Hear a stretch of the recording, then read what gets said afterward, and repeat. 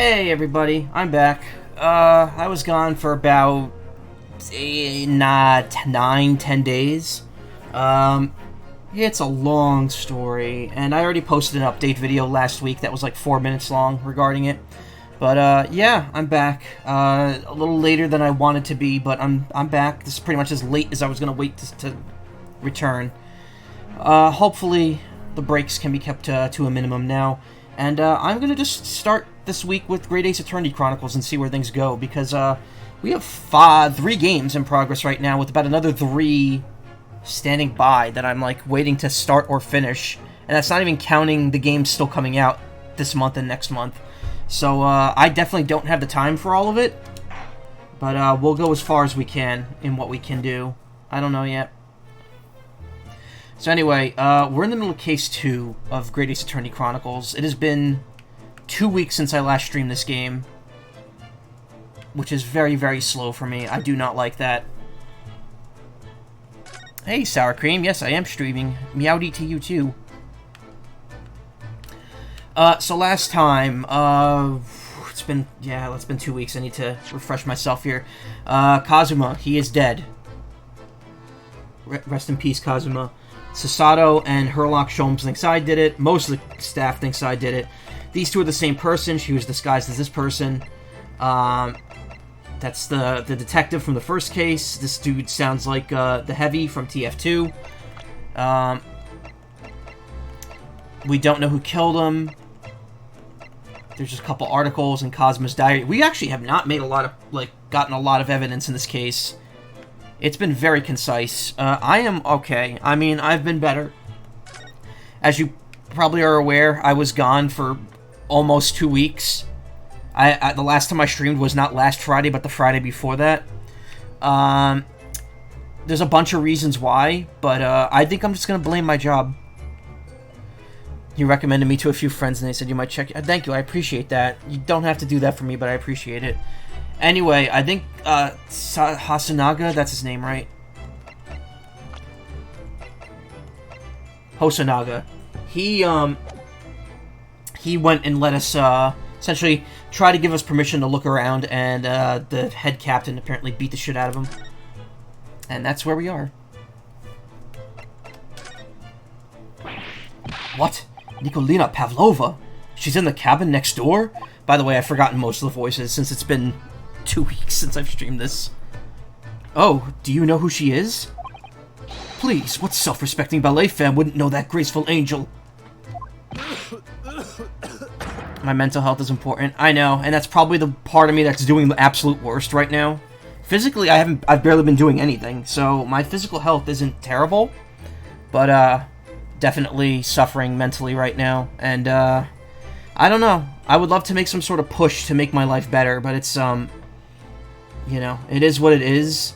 I kind of just have to accept my place until I could either change things myself or someone changes it for me. And I don't think either of those things are going to happen anytime soon. Oops, I think I upset him there. Well, that tells us the neighboring cabin is unrelated to this case, at least. Oh, how? Because angels don't go around committing crimes, do they? And this stream is sponsored by Sour Cream Juice and Bird Box. Bird Box. Oops, now I've definitely upset him. The sound is lower than usual, and I have this up to 90 on my computer. Inspector, has your investigation in here provided fruitful? Inspector, has your investigation in here proved fruitful? Fruitful? Booberry? If I'm honest, there's very little more I can do. I turned down my mic just a tad, too, so I'm not peeking. Please take care of yourself. I'll try. I mean, there's not a whole lot I can do about it. It's largely related to work and the fact that I don't want to do it anymore. But, you know, I can't quit right now. Our duty is to make sure the scene isn't disturbed, ready to hand over to the Hong Kong police. So I'm just keeping watch here, trying not to take my eyes off the job. Oh, I see. There is one thing. I do have a small piece of new information for you. Oh? What? Yes, do tell us, Inspector, please. Zoop.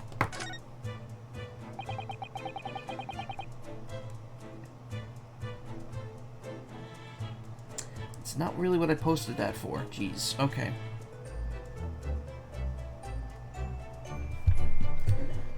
What is this new information you have, Inspector? Is this the start of the case or the second leg? Hey, Celine. It's... I guess the second leg, technically? This case... So, I've been told there's some things in this case that either happen or have happened and I didn't realize it yet that are pretty interesting. But, if I had to guess just by the way it's going, there's not going to be any court segment to this. This is just going to be all investigation. It's going to be like an Edgeworth case, almost. It's this. The Burya Medical's office... The Burya's medical officer has finished his examination of the body. I managed to obtain the report. Oh. Kazuma's Postmortem Report? Kazuma-sama. So, what was the cause of death? Damage to the cervical vertebrae is what is written in the report. His neck was broken? Yes, it would seem so. There were no obvious wounds or other signs of injury. So at first, I think they were considering poison. Legal discovery would ruin a lot of the surprise in this series, yes it would. But it turns out they found no trace of poison in his system at all. How did they test for poison on a boat? Your battery's 6%? Oh man, you better plug that in. Why did I suddenly go New Jersey with my accent right there? Well, what weapon was used then? Nothing has been found as of yet, but the fact that there are no signs of a wound suggests it may have been a blunt object, something that wouldn't leave a mark. Oh, I see. Then he wouldn't have had time to write that word on the ground. All the body's nerves run through the spine to the brain. A strong enough impact to the neck could induce death. It is a possibility, and no obvious wound would be left. Also remember, this does take place in the late 1800s, so a lot of what they assume and what they say may not match up. Why'd I go quiet all of a sudden? Oh, the music actually stopped. I have a second copy of the report. If it might be useful, you're welcome to have it. Really? Are you sure? Yes, it's fine. I trust you. After all, if I didn't trust you, I'd never have agreed to you leaving this cabin in the first place, would I? Ah. The post-mortem report has been added. A report from the Burya's medical officer giving the cause of injury is a cervical spine injury. There were no traces of external injury or poison.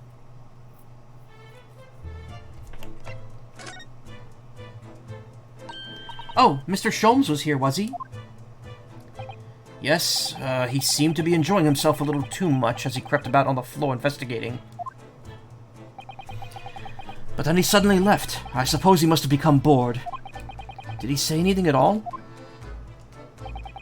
Actually, now that you mention it, yes, just one thing, but he practically shouted it. It's shoe polish, was all he said. Shoe polish? I wonder what he meant.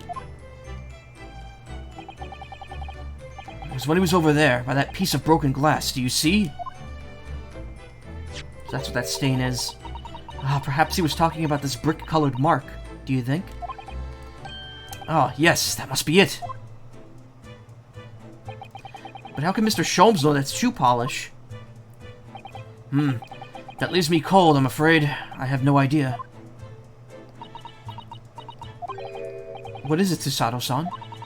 Well, Kazuma-sama was wearing leather shoes with a very dark tan hue. Dark tan? Sort of dark brownish red, then. Yes, a little like the color of the red wine, but darker. I often repaired them for him. Oh, does this mean... Hey, welcome back.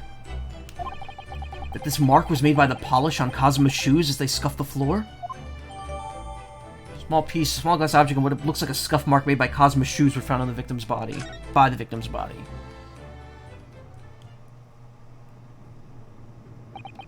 That's really all I can tell you at this stage. I should return to my post. My fellow crewmen's eyes are boring into the back of my head. Yes, that might be for the best. Thank you.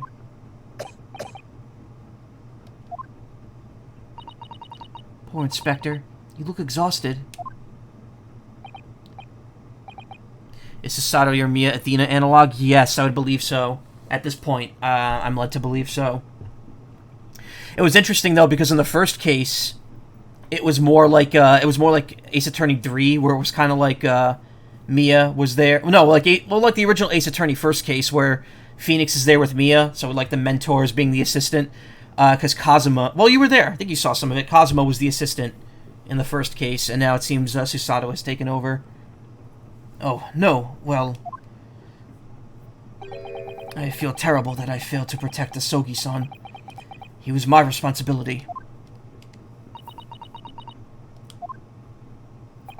Of course, my pain is nothing compared to yours.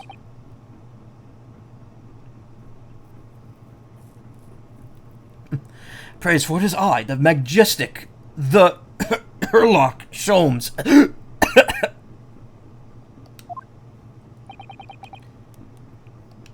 The truth is, I seem to have had a heavy head ever since I woke up this morning. A heavy head? That's interesting. My head's still throbbing, too.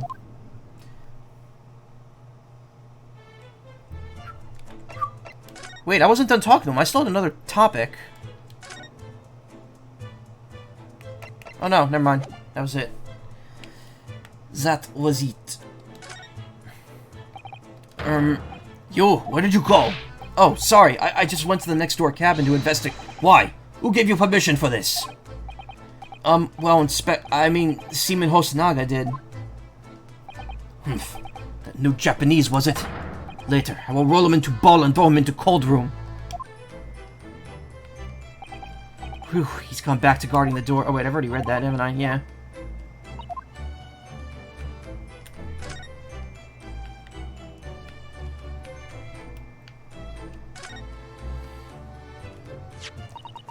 It really is such a beautiful color, this glass.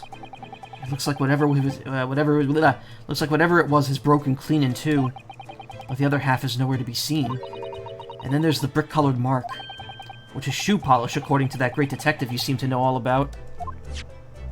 You have 690 points. You keep spending them. I suppose it must be from Kazuma-sama's shoes. Maybe, but what I'd like to know is, how can the detective be so sure it's shoe polish and not something else? Because he's a great detective, of course. That's hardly a reason, is it?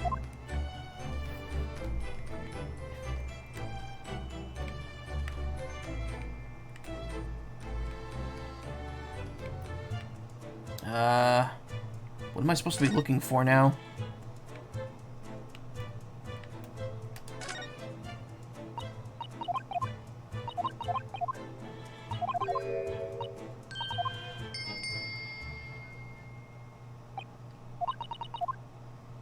Yeah, they ring the bell, and, nothing happens.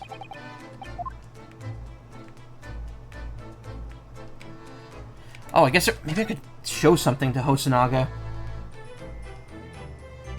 Oh, no, you can't. Oh, wait, no, wait, I have to... I'm an idiot. I'm sorry. It has been a while.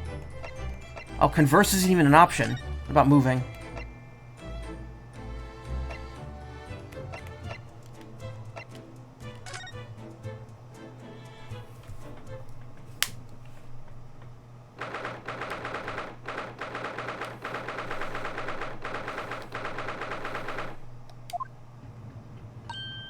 Ah! Look, Naruhodo-san! Seaman Stroganoff is gone. Strong enough? Miss the old days where all the names are puns. Oh, there's plenty of pun names in this game. It's just that any that are distinctly Japanese are kept Japanese for the sake of keeping it authentic. The burly Russian sailor who's always crossing his arms and glaring at us. Ugh, all these Russian names are impossible to remember.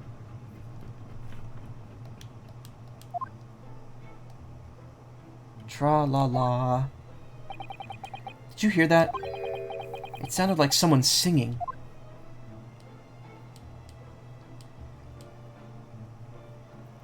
Uh-oh. Tra-la-la-la-lea-lea-lay. I did it the great detective way. This caroling. I know that lark-like voice. Well, never mind that now. This is a golden opportunity for us. Yes, you're right. We must seize it. Get the cheese. Get the cheese, Ryunosuke.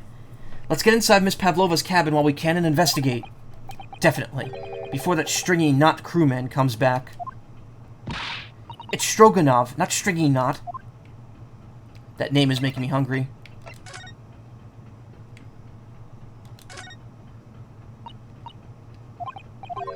I want the cheese.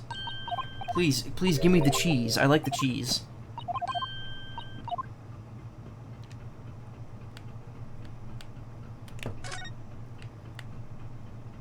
How did we not see him just standing there?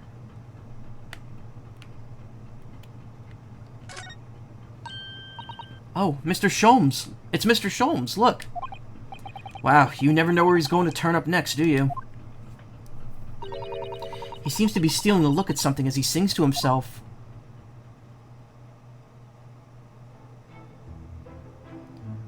Tra-la-lira-lira-lay. Okay, I read that already.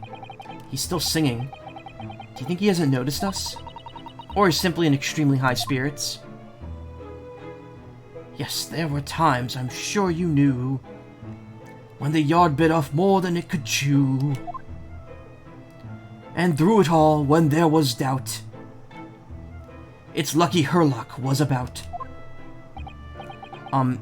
Excuse me. I solved it all and I stood tall. I did the great detective way. Mr. Sholmes! What is it? You want to fight, That animation is great. Honestly, interrupting a fellow when he's singing, and I was just about to reach at the climactic finish. Sorry, I thought you were never going to stop, so I figured now is as good a time as any. I very nearly dropped you to the floor with one of my famous right hooks. Alright, I get the picture. Now could you put those fists away?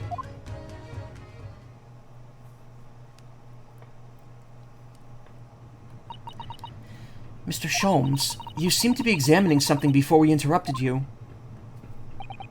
Ah, yes, that. I was immersed in the study of the ship's log, as penned by the stockily built crewman who's usually on guard here. Lower my mic a little bit more, because I'm still peeking. Oh, yes, the ship's log. And did you find out anything useful from it? Well, after 2 a.m. this morning, the majority of the entries are blank. Which means that there was nothing to report. Nothing of note happened, so...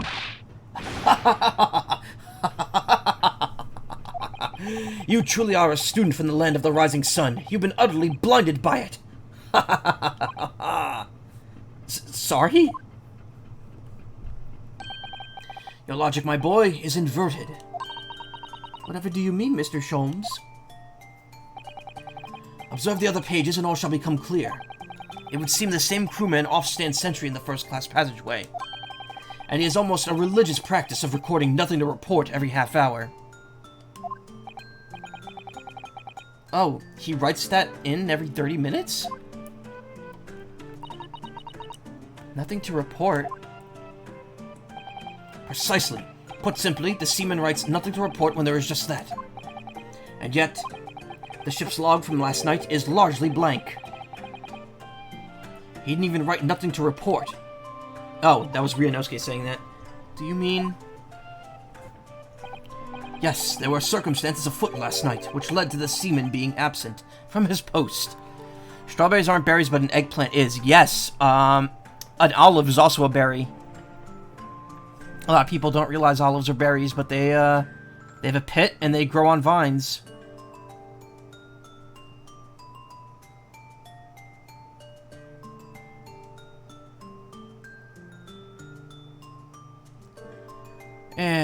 Okay. Jalapenos are also a berry. A tomato is a berry. Berries are berries. You're all making me hungry now, damn it. I don't want to eat another Slim Jim on stream. I did that too much during Persona 5. By the way, I still have some of those thick Jack Links that I had from Persona 5 Strikers. I still have, like, 3 of them. I just never finished them. Yes, there were circumstances afoot. Okay, we already read that. What kind of circumstances? What happened? Pipe.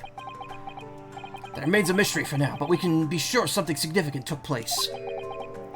So significant that it caused the Seaman to forget his regular habit of scribing nothing to report in the log.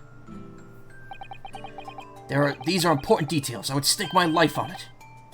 Pineapple isn't a berry. Yeah. Eat something better for you than stick-shaped pepperoni. I mean, I only eat that when that's like my stream food. That's like my stream snack. I don't have anything I could just eat on stream, like normally. You must log the ship's log in your mental file. Ship's log has been entered into the court record. Record kept by the crew assigned to the first-class cabin area. There are virtually no enemy entries from 2 a.m. to this morning. Now that deduction was worthy of a great detective. I also got, a while ago, I got dried squid, and it was very, very gross. It was not the kind of squid I thought it would be. Ah, you're starting to understand what my way is, I see. What makes Sholmes. Brilliance!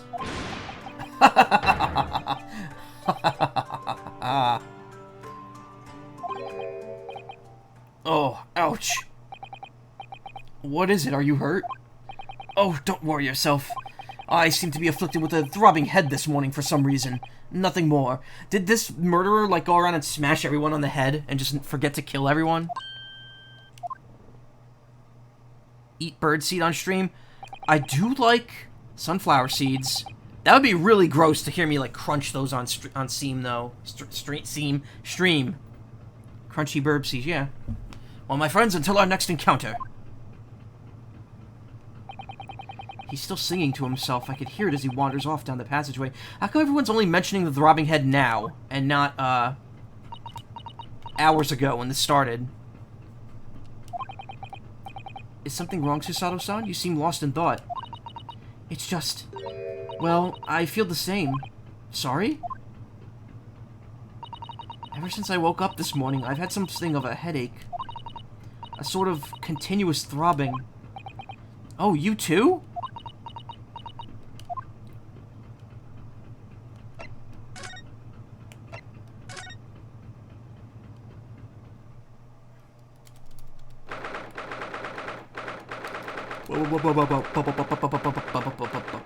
Okay. Miss Pavlova isn't back yet. Susato-san. Oh! Where's she gone? Hey, what are you doing? Those are her private things! There's not a moment to waste now, Naruhodo-san. We must investigate as quickly as we can. I suppose you're right, for Kazuma's sake.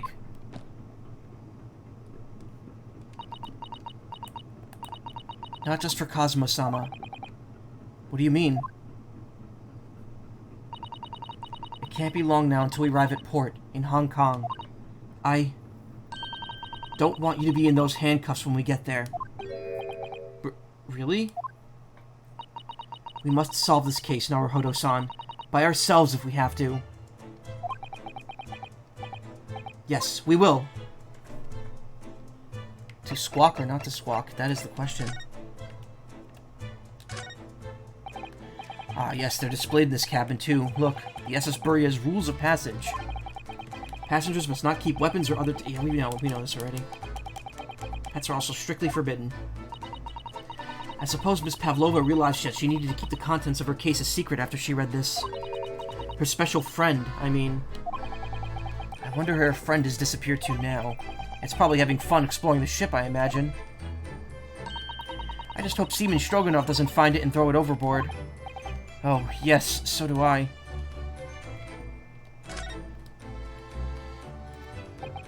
All the books have toppled over together. Look, every single one.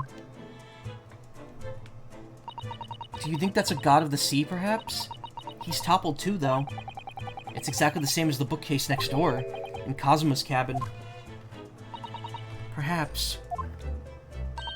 Perhaps Miss Pavlova was practicing a difficult ballet pose and fell against the bookcase?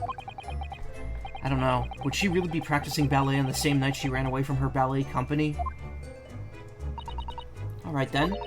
It must have been you. You lost your temper and knocked them all over in a fit of rage. Not everything bad that happens on the ship is because of me, you know. Well, anyway, I'll set them all straight again in here, too. I don't like seeing things in disarray. No. Why are we messing with the crime scene? Whatever.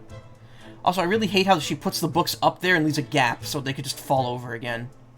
That's rather annoying.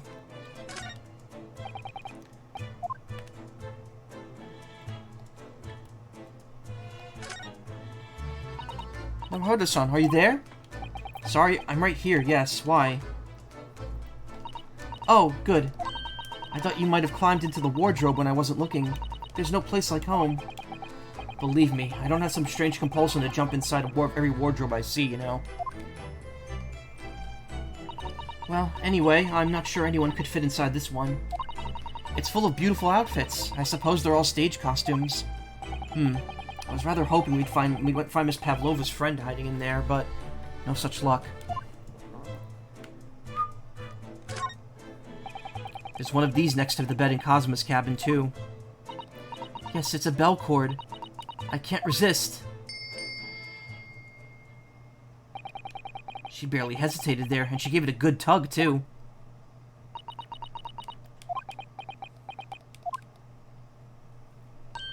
No, I didn't actually expect anyone to come. We don't want them to. We're trying to investigate in secret.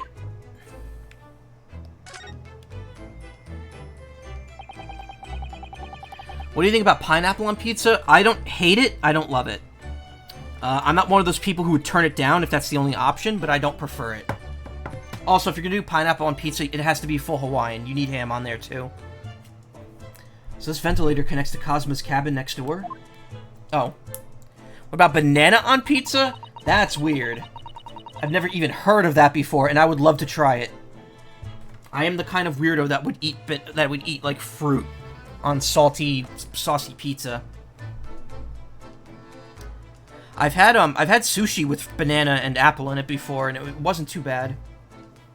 But then again, you know, lemon goes with fish sometimes, so I guess some other fruits could be expected to go with fish. Yes, although what a fool a shipbuilder must be to open a ventilator into another room. Ah, maybe. It's so that if there's a gas leak next door, the occupant of this cabin would notice and raise the alarm. Or the occupants of both cabins would die of gas poisoning. Yes. That is a possibility.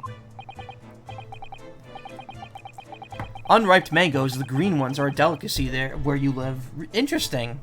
I like mangoes.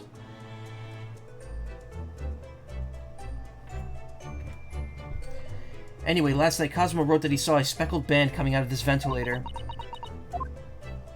It's a snake! We've already established that!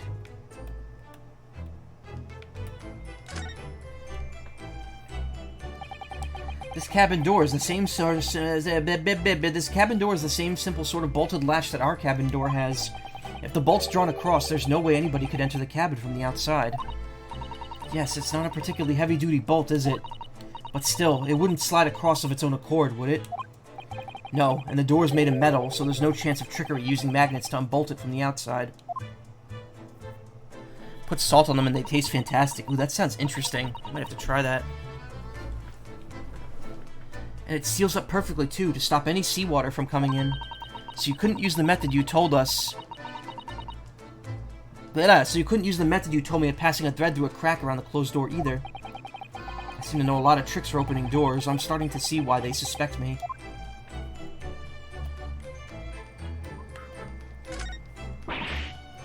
Oh my, Miss Pavlova's case is open!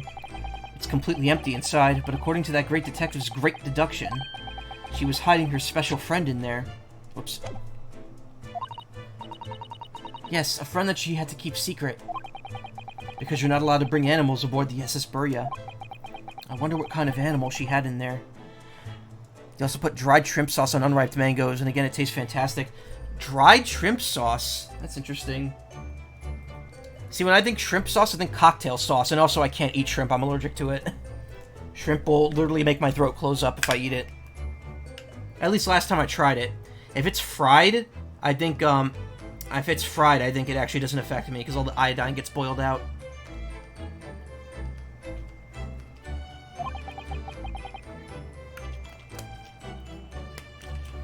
And more to the point, where is it now? Ding-a-ling-a-ling-a-ling-a-ling-a-ling. Why'd I read that? What's that?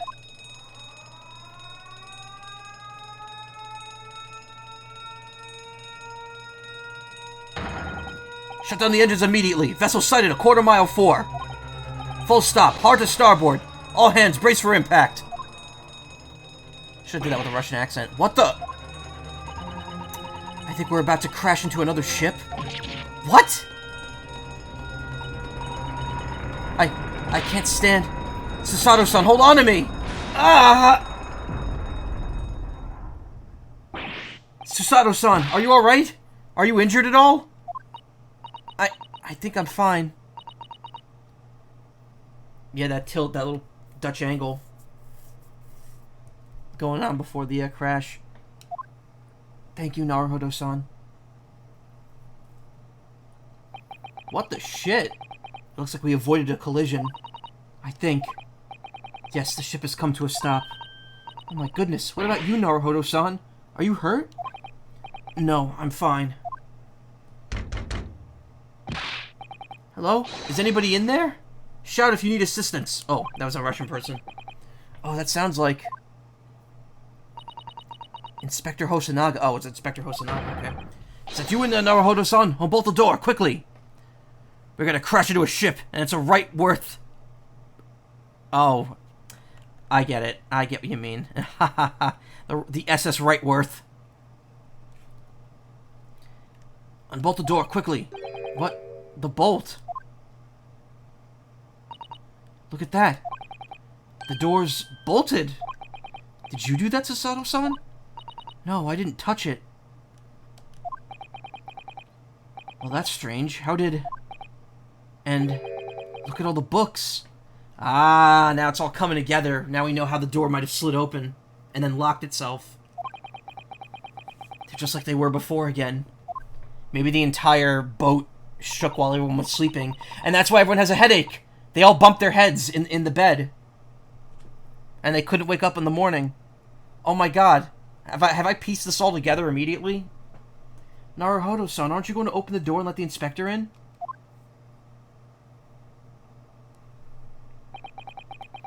I better tie this place up first. Tidy this place up first.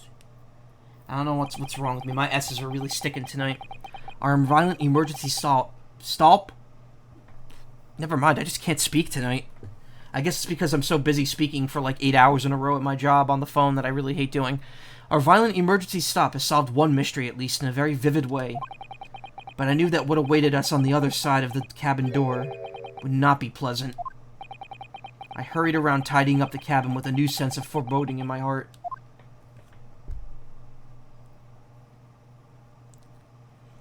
Is that my first to be continued? No, it's my second. I think I've started at the end of the other segment here. This was a very short segment, because I'm pretty sure that was when I last saved.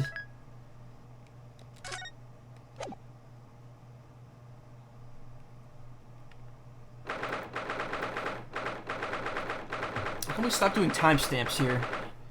Miss Pavlova's cabin. Somehow, the door to the cabin we were in ended up bolted after we made an emergency stop. Susato-san took a deep breath, then gently slid back the bolt.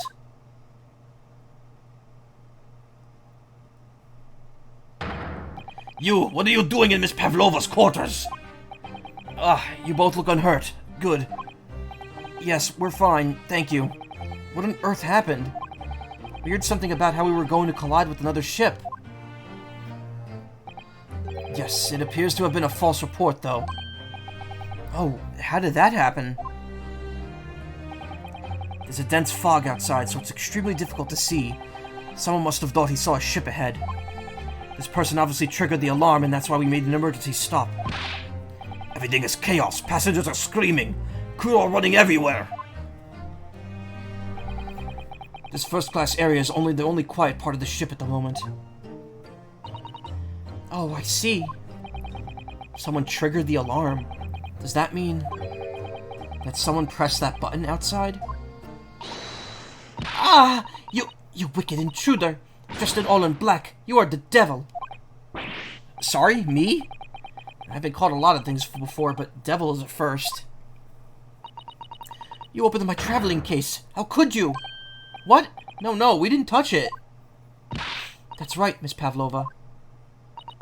It was already open when we came into your cabin. Inspector. Yes? Arrest this man. I know he did it. He is a criminal. It is not enough that he has killed a man. Is it not enough that he has killed a man? Duh. And he's a stowaway as well. He fixing promises not to steal chicken. Do you believe? Ugh. Take him away. He's a trespasser as well as everything else. This is mighty suspicious. Stowing away, trespassing, killing. She is right. You are devil. It doesn't look good, does it? There's a cell below deck. Throw him in. I feel like Stroganoff and Pavlova are in cahoots or something. Tomorrow we dock in Hong Kong. Then we give you straight to police. Wait, a cell? Please, Inspector Hosonaga, is there nothing you can do? This is a Russian vessel. I really have no jurisdiction here. After my last effort to appeal to the captain's good nature, I think I'm out of options. This is terrible. This is a real crisis. I've got to find a solution. Immediately.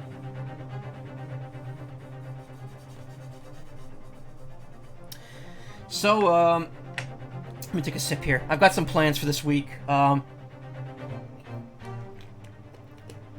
am going to try to be here, counting tonight, 4 of the 5 weekdays. Wednesday or Thursday might be my day off. Just because I might have some more auditions to get done. I know one is due Thursday, so I don't know if I'll have time outside of streams to do it. This weekend, I will be here. And either Saturday or Sunday, I'm going to try to aim for Saturday, so it happens earlier. I'm going to be doing a webcam stream. It's going to be opening a few packs of Pokemon cards that I've been sitting on for a while. And then building the Seinfeld Lego set, which I've mentioned a few times. And then if there's time after that, I might do something else involving the webcam. I don't want to spoil it. Some people already know what it is, but if you look here... Oh, never mind. It's not here anymore. There was going to be... you would have seen... If I had shown this off back when I first connected it, you would have seen 2 Pro controllers connected. Only the second one is not actually a Pro controller. I just need to keep calm and focus on the task at hand, which is investigating. Don't touch my things! Do you want me to show you where the crawfish hibernates? What? Susato? Mr. Naruhodo, what do you think you're doing? Wow, everyone's attacking me. Wow, everyone's attacking me. And I was starting to think she was my friend.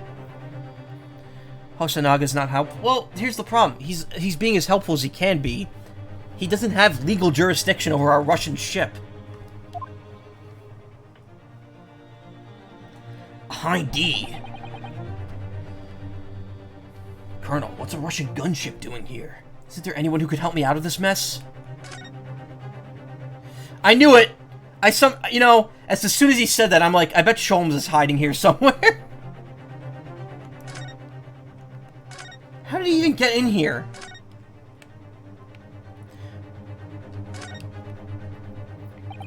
You've got yourself into a difficult situation here. By entering this cabin uninvited, I mean. Sorry, I was just so desperate to find a clue. I'm afraid there's really nothing more I could do to help you.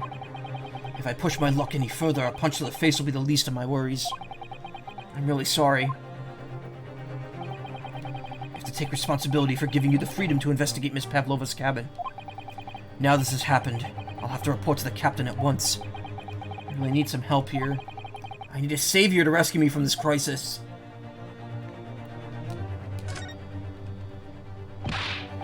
Please, just give me a little more time. I do nothing for you, except show you way to ship's prison cell. Thanks, but no thanks. But I'm innocent, I didn't kill anyone. In trespassing and stowing away? Well, you know, sometimes life can lead you down some unusual avenues, and, well... Enough! You're guilty! Ship's cell is only place fit for you. Come on, there has to be someone. Some savior to rescue me from this crisis. Miss Pavlova, can I get out? Listen, I'm sorry that we snuck in here without your permission, but get out now. We just needed to investigate in here to help understand what happened to... I don't know how to pronounce that. It's no use. She's not going to listen. I need to find someone who will... I love that. Turning the most tense moment of this case into like a comedic sight gag is incredible. What the... What are you doing up there? Why is he wearing the tiara? Mr. Sholmes? Naturally, I was analyzing what a weight of 20,000 rubles feels like on one's head. So why were you hanging off the coat rack? Haven't I told you that as a detective it is my business to know what other people do not? This isn't mere tomfoolery, my boy. Oh, no, no, no. Well, why were you hanging from that hook before then? Isn't it obvious? To properly assess the weight of that 20,000 rubles, naturally. I wish to determine if it would bend that conceited-looking hook on the wall, so full of brag and bounce. I never know whether to take this man seriously or not. Ah, you again, the great detective. Ah, Inspector. I confess I've been looking for you.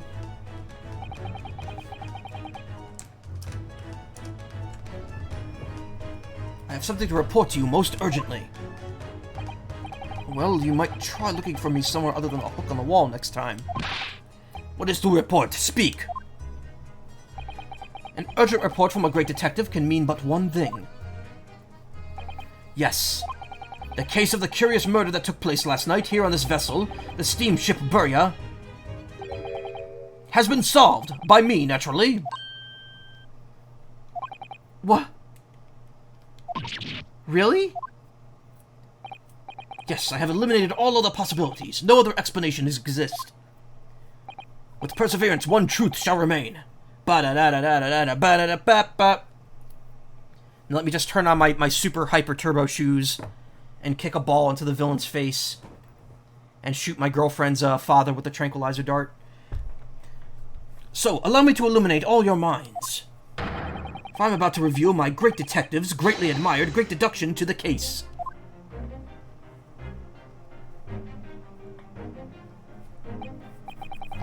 Huh, you have solved it? Even Hedgehog understands this case. We all knew who was responsible for killing Student Boy this morning when we found criminal and wardrobe. It is this stowaway, and he has handcuffs to prove it. I didn't do it. Give me Franziska flashback, Sholmes. Oh, yeah. The trouble is, there doesn't appear to be anyone else who could have killed the victim. And because, as everyone knows, the cabin door was bolted shut from the inside. That means the culprit must have been someone who was inside the cabin. Yes, it's what's called a locked room mystery in detective stories. Duh, locked room. That is point. The room was locked. Well, I can't deny that. There's no way the bolt could have been drawn across from the outside the cabin. The outside? From the outside the cabin. Ooh-woo. You're all quite mistaken. The cabin next door is not a so-called locked room at all. Ugh, what? Oh yes, there's another entrance. An entrance used last night by the culprit in order to gain access to the cabin, despite the bolted door. Wait a minute. If the cause of death was a blunt object, then the snake couldn't have been the cause of death. If that is indeed what's in the pet was. What? Other entrance? We never discovered one. Why, it gapes open-mouthed at you even as we speak. The ventilator, man. The ventilator? You think this is funny? I cannot even put my arm through that hole. That's because your arms are as thick as tree trunks. You're suggesting that the culprit entered and left the victim's cabin through that tiny opening? It's not possible. Ah, but it is. And last night, the victim even witnessed the intruder in the act of passing through the ventilator. Actually, Celine, if you haven't seen it, watch the, not all of them are great, but some of the outtakes from, the simul dub of the Ace Attorney, anime. The chapter with, Luke at me, there's a part where there's a part where he's supposed to say, like, you're randomly rambling on, and the voice actor keeps slipping over the line and saying it over and over again, and that's kind of what, Sholmes made me think of there, actually. You are wrong. I am white. Ooh. Mr. Sholmes, do you mean? Are you referring to the words? Oh man, I got all phlegmy there.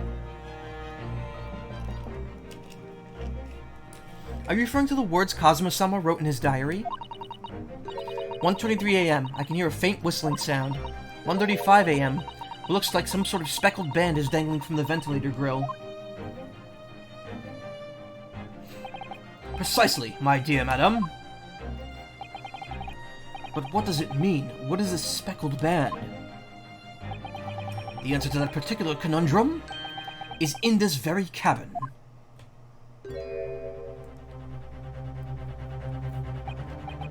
Mr. Sholmes, what are you doing? There's a distinct element of danger, but fear not, I am ready. What I am about to expose for you all to see will shock you to your cores. Behold! Yeah! Ah! What the? Look, it's the snake. I was right. Where was that? Allow me to introduce you all to the band. The speckled band. A snake? Indubitably.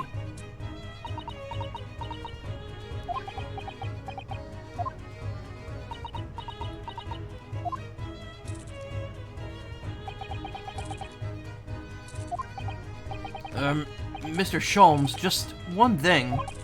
Pray, what troubles you? Well, that snake isn't really speckled, is it? It looks more stripy, wouldn't you say? Hmm? Oh man, are we getting red herring here? Red beard?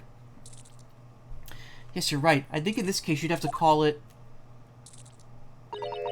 the striped band, wouldn't you say?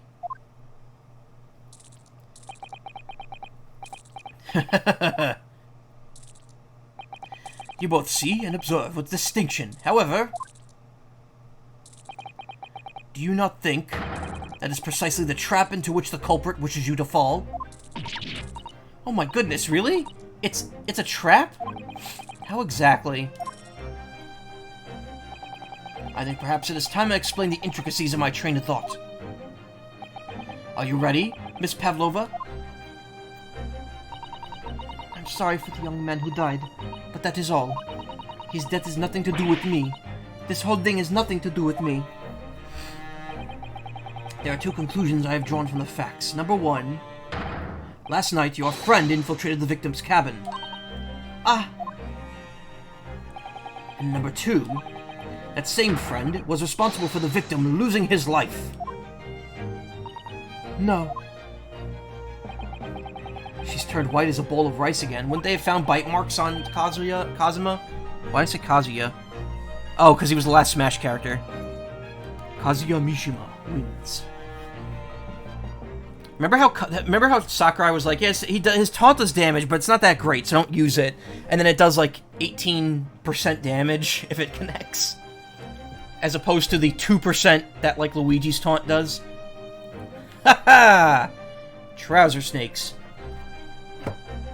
Sholmes must be right. He's hit the nail on the head.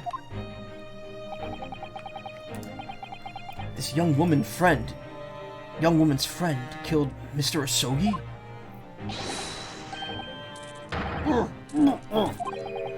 Looks like he can't speak with that snake coiled around his head. I would advise as little movement as possible, Seaman. You wouldn't want the fangs of that long friend in your neck. So everyone, let us begin. Herlock Sholmes is proud to present his Logic and Reasoning Spectacular.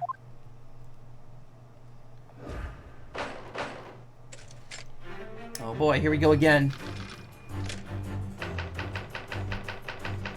Intruder's identity. Miss Pavlova, moments ago you claimed the following. His death has nothing to do with me. This whole thing has nothing to do with me. Yet you cannot deceive yourself. Yes, when you recall those horrid events, your aching heart smarts with pain.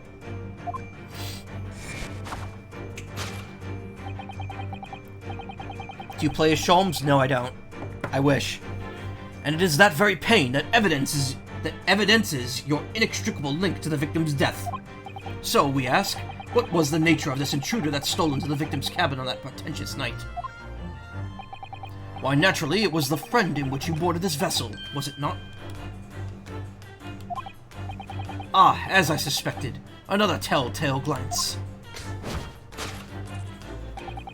Without doubt, your friend is the writhing serpent we see before us. And yet, that fact leaves us in a quandary. The victim's written observations on that night in question tell of a speckled band. That snake doesn't have teeth.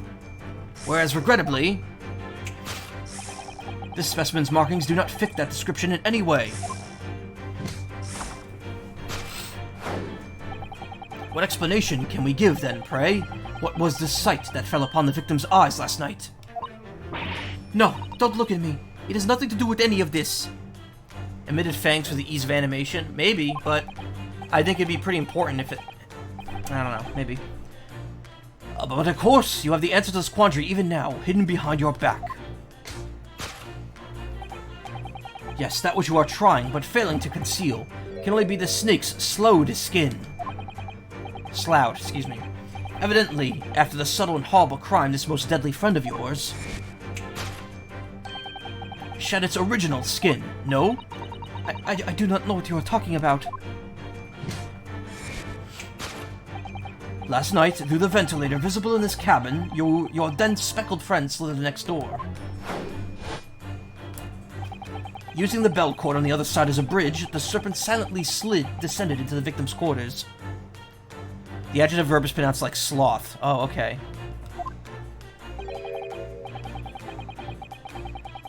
In the dim light, it appeared to the young gentleman who was about to lose his life as a speckled band.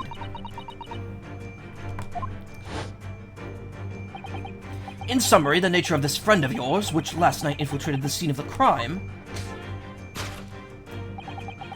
is a rare breed of snake whose markings change each time it slows its skin. Slaws its skin, excuse me, there we go. A snake so dreadful, we can only imagine it would be found in the deepest depths of India. A beloved speckled snake.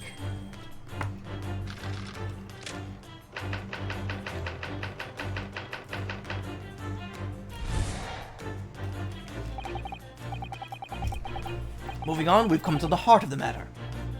The grim demise of the victim. How did this young man lose his life, and why? According to the data which I've been apprised, it would appear that there were no visible signs of injury.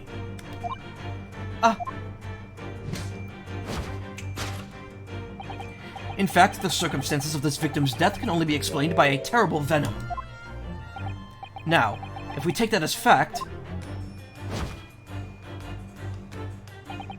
we can reasonably imagine that there remains evidence to affirm it at the scene of the crime.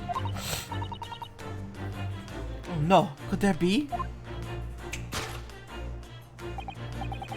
Yes, an examination of the deceased's body will prove the cause of death conclusively.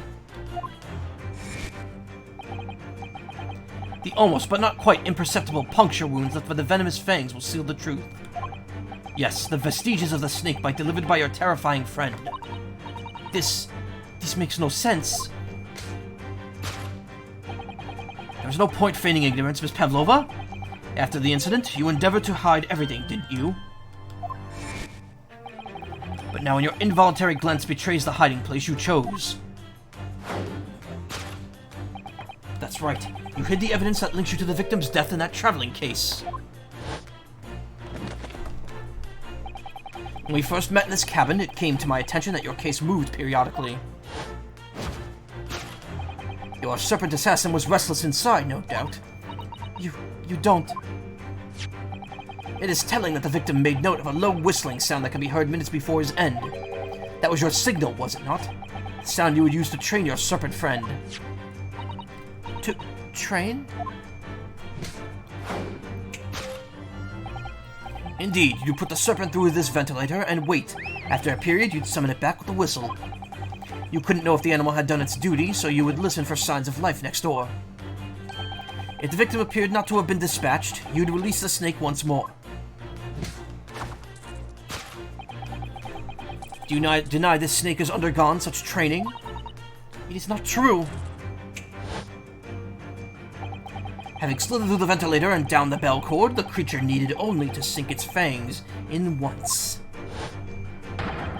And its venom would course through the victim's veins, ending his existence forever. That is the true nature of the speckled band that took the poor young man's life. There can be no doubt. My logic is infallible. Death by a venomous snake's bite. Well, we can already dispute that last claim. Thus concludes Sherlock Sholmes' great deduction of the speckled band.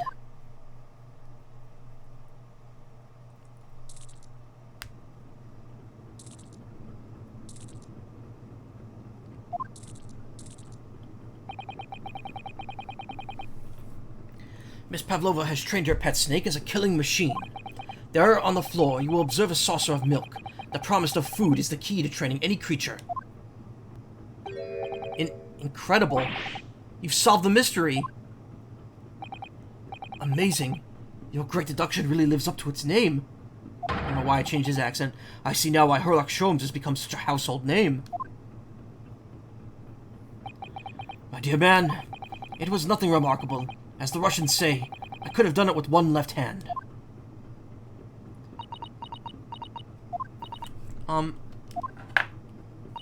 Could I venture an opinion, Mr. Sholmes? But of course, what's on your mind? It's just, about your deductions before, some things don't quite make sense to me. I welcome questions to my method, and I will answer both loudly and proudly. Oh, well, good. First of all, snakes are egg-laying creatures, part of the reptile family. You are well informed, madame.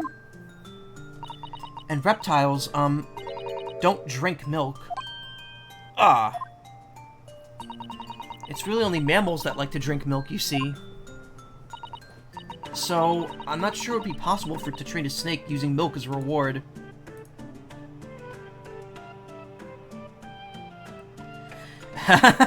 I saw that weird four-player calzone on Twitter, and someone made a reference to the JO crystal, and it was like when you and three bros have to charge your JO crystal at the same time. Why would you get something like that? Like, what is the point? Like, why? Why not just get a calzone with pepperoni in it?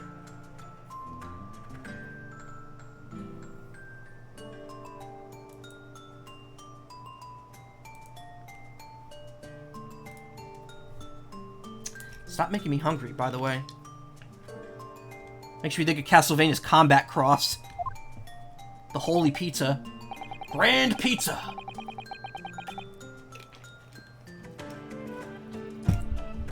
No matter. No doubt Miss Pavlova used some other treat to encourage her pet to do her bidding. Milk was merely an example. The logic holds. Well, there is something else. Snakes have no ears. Ah. Yes, so I'm not sure it would really be possible to signal a snake by whistling. They could still hear. Wait, can they? But madame, what about the tales of Arabia? Have you not heard of the snakes that dance to the sounds of a flute? I think perhaps the performers play their music in time with the snake's natural movements. Wait a minute, are snakes actually deaf? Can they not actually hear? I thought they just couldn't, I I thought they just smelled with their tongue. Oh no, they hear with their tongue. Oh, that was it. Wow. No hands, no feet, no ears? These creatures are so inept as to be practically useless. Don't take it out on the snakes, Mr. Sholmes. There is one other thing. You have more. Snakes use the scales in their bellies to propel themselves. So, I'm not really sure that a snake could manage to climb up a flat bell cord like the ones in these cabins. Then I should try harder. Please don't be angry with me, Mr. Sholmes. The point is, even if the snake had gone through the ventilator to the next door cabin, it couldn't have come back without help. Snakes could sense vibrations through their skin and use their tongue as a sense organ. Yes, that was it. Here's a fun snake fact. Male snakes have 2 penises. What I'm trying to say is that there are a number of reasons why it's difficult to imagine the snake could have had a part in this.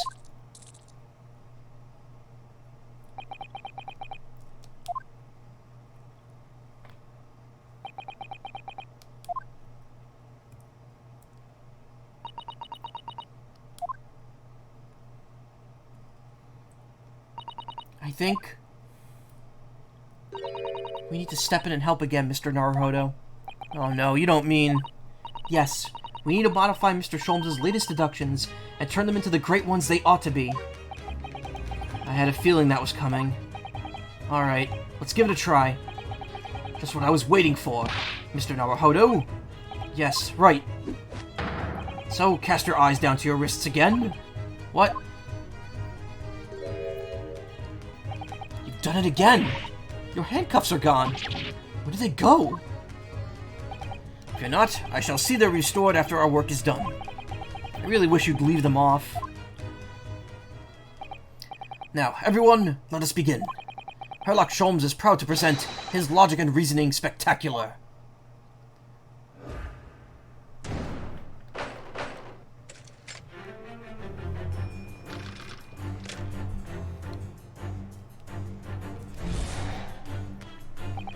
Miss Pavlova, moments ago you claimed the following. His death... Oh, wait, okay. So, yeah, most of this is going to be the same text, but when it gets to a highlighted part, like aching heart here. Now we have to intervene. She does have a pained expression on her face. Yes, that's true. She looks as though Cosmo-sama's death is weighing heavily on her mind. But you're not sure Mr. Sholmes has read her quite correctly, is that it? Could there be some other way to interpret her expression, then? Let's take a moment, and really look closely at Miss Pavlova.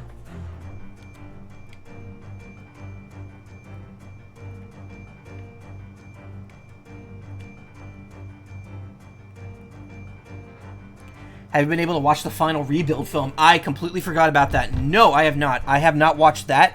I never watched 3.33 either.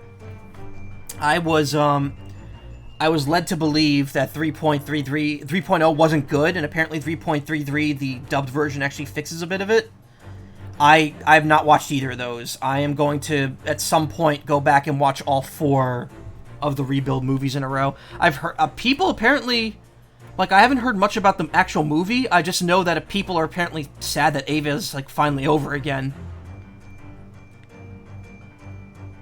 And apparently the ending is a lot more hopeful than the endings of the original endings. So that's interesting to me. Anyway, she's got a claw scratch in her hand. Oh, Naruhodo-san, look. That looks like a very painful wound. Looks like a scratch made by some kind of small animal. You will say that the final film makes the whole experience worth watching. Oh, that's very good. I'm very happy to hear that. I loved the first 2 Rebuild movies. I thought they were excellently told. The way that, like the first movie's kind of the same, mostly, as the series, and then the second movie, like, gradually deviates until you get up to the end when it's just, like, when all hell breaks loose. And then I heard 3, like, wasn't that great, so I never saw it. But, yeah, I really want to, like, just marathon all 4 of those movies at some point, since I haven't seen half of it. Does it, or without spoiling anything, does it answer the reasons why there are inconsistencies between the original series and the movies? Like why Asuka's last name is different in the movies?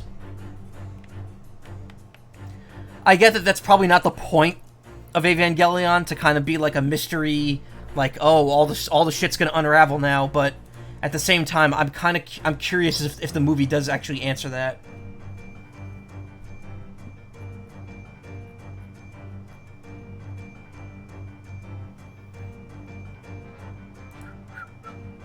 Rebuild 3.x. Don't remember a lot of points beyond a time skip, but I do remember feeling disappointed. Back, multiple things happen. Bad things happen. You spend 30 minutes. Oh, I'm sorry. Cat. It might be a cat. There might be another animal here. Well, whatever scratched her doesn't appear to be around here. Wait, that's not it? Oh, wait, no, it is. I have to... Yes! Present.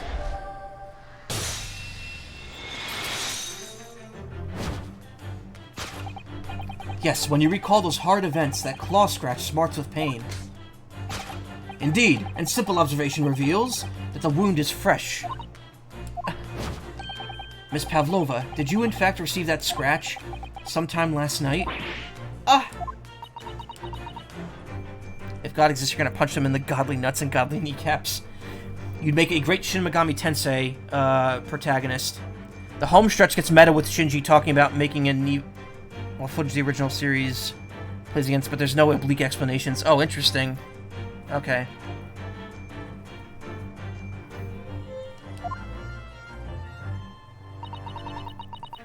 When I think about the young man who died next door, I feel so sad. And when I am sad, the pain from this wound is worse. And it's that very pain that evidences your inextricable link to the victim's death. So we ask, what was the nature of this intruder that stole into the victim's cabin on that portentous night? Why, naturally, it was the friend with which you boarded this vessel, was it not? As expected, another telltale glance. Without doubt, your friend is the writhing serpent we see before us. No, it isn't.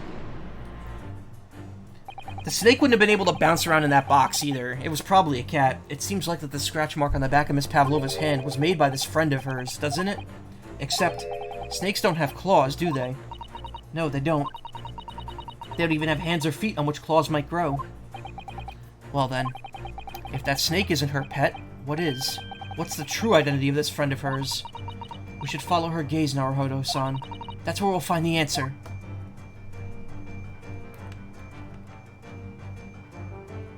Bam. There it is. Ah, look at that photograph in this frame. 3.0 plus 1.0's dub is mostly the original cast. Yeah, I've heard. It's incredible that they managed to do that. Cat paw beans, yep.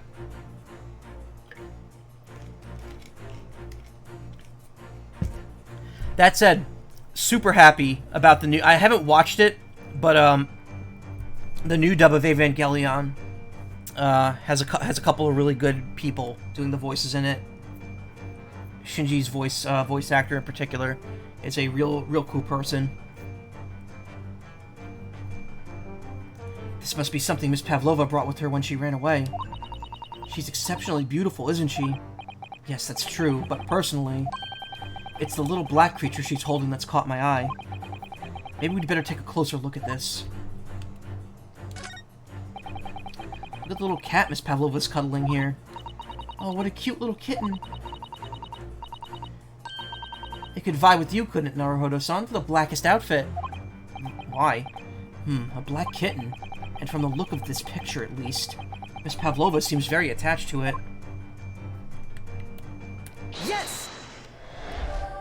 If you were a Shin Megami Tensei, you wouldn't need a persona. I need a Velvet Room-powered bat. I'm gonna hit it and you know where. God damn it. Without doubt, your friend is the little kitten we see here. Yes, the scratch on the back of your hand makes that abundantly clear. Oh no. The whereabouts of this black kitten isn't clear, but what is clear is that you brought the animal with you when you ran away, didn't you? Ah!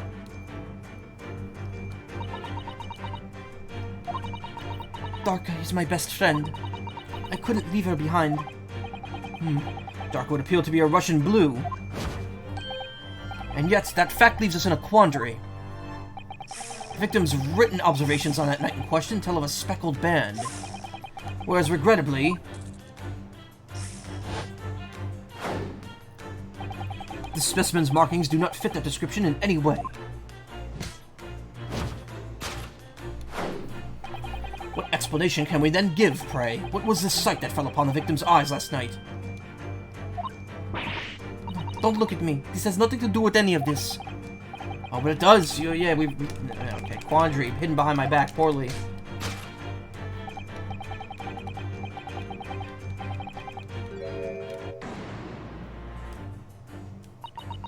Did you see that? She just took something out of her pocket and hid it behind her back. If she just left it in her pocket, no one would have ever known. Oh yes, ploys like that are Mr. Sholmes' specialty. He's ever so cleverly forced her to reveal something. I thought deduction was his specialty. Or maybe making me believe that he was a ploy. That was a ploy too. Anyway, I find it hard to believe that's the skin of a snake. In which case, just what is Miss Pavlova hiding behind her back? Well, now that we can actually move the camera, it's very easy to see that.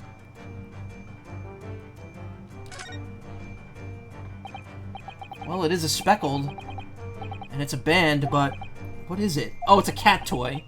It seems to be soft and fluffy, a long piece of cloth of some sort. And that looks like a handle at one end. I think it may be a cat's toy. This sort is common in the West, apparently. How is this a toy for cats? Cats like to chase the band around and paw at it. Kittens in particular love that sort of play. You only need to wave it in front of them, and they pounce to catch it. Haha, that sounds positively adorable.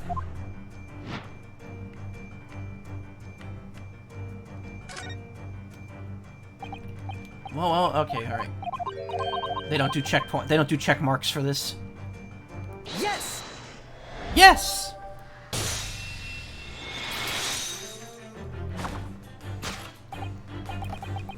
The thing you are trying but failing to conceal is, a cat's toy. Precisely, and the true nature of the now infamous speckled band. Ah! And it was this toy that you dangled through the ventilator. You waved it around, I presume. Naturally, the victim could not fail to notice it. But why? For what reason?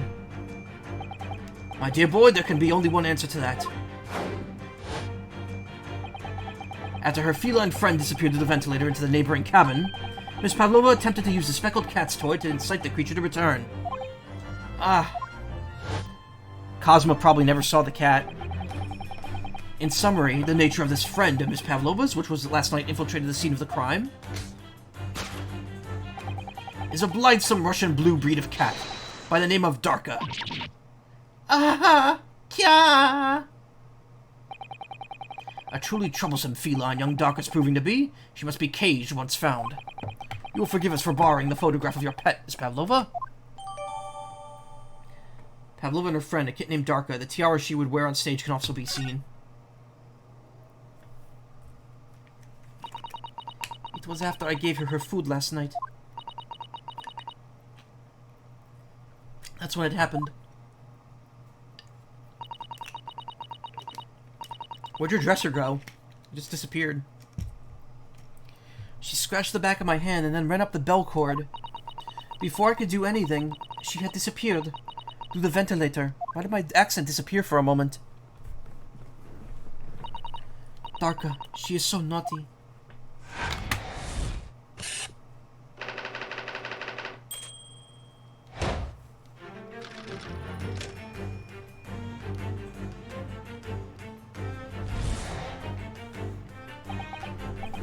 Moving on, we could come to the heart of the matter, the grim demise of the victim.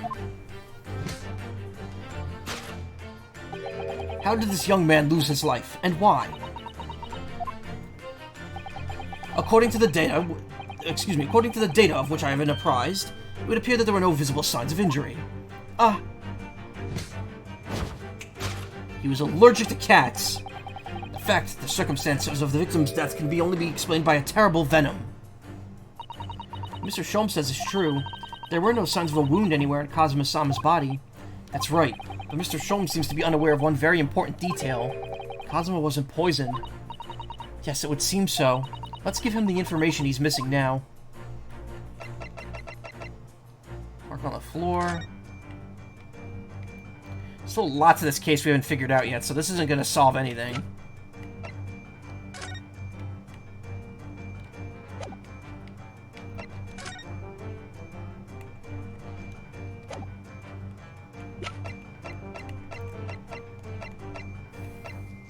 Postmortem Report.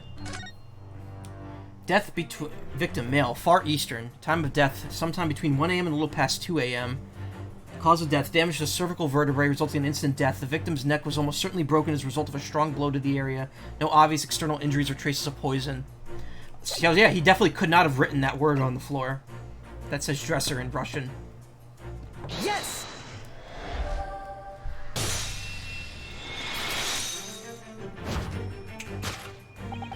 In fact, the circumstances of the victim's death can only be explained by the post-mortem report. Ah, yes, I knew it was one or the other. His neck was? Indeed, the breaking of the cervical vertebrae is fatal. Only that Goliath would be strong enough to survive that. Seaman Stroganoff isn't some immortal freak, you know. Oh my god. What if it is the snake, and the snake just coiled around his neck and snapped his neck? Maybe. The jury is out. Anyway, we have it on good authority that the victim's neck was broken. But who does that snake belong to? If it belongs to Stroganoff, then it's definitely possible. He could have opened the door, cracked his neck with the snake, and then sounded the alarm to have the ship break, and then that caused all the doors to lock because it came to a halt. Now, if we take that as fact, we can reasonably imagine that there remains evidence to affirm at the scene of the crime. Oh no, could there be? Yes, an examination of the deceased's body will prove the cause of death conclusively. Cosma died because his neck was broken. In other words, he was probably struck by something or someone. Yes, this is a distinct possibility. As of yet, no weapon has been found, though. Presumably Darka didn't silently creepy out Cosma and deal him a fatal blow. I suppose it's possible that he had a fall and hit the ground awkwardly. It could have been a terrible act of misfortune that he broke his neck completely by accident. Snake coiled around the neck and Cosma tried to write what the snake was, but that's your theory. Well, here's the problem. Cosma would not write anything in Russian. There is no point for him to do that, though. And my belief is that he was trying to write something in English and they changed it to Russian. Like, again, like the Upside Down Leon in Danganronpa. But I don't know. Again, it could also just be, maybe the Russian killed him and he just was like, I gotta write dresser, but at the same time, I don't know how to write it in Japanese or English, so I'll write it in Russian. It could have been a terrible act of misfortune that he broke his neck. Oh yes, a bad fall could explain it. It's rather hard to believe of Cosma-sama, though. Yeah, 11037. He wasn't a clumsy man. Well, we need to fix this deduction somehow. Is there anything from the scene that could explain what happened?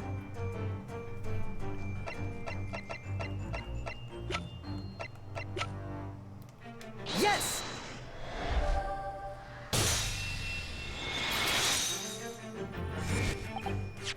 Yes, an examination of the mark on the floor will prove the cause of death conclusively.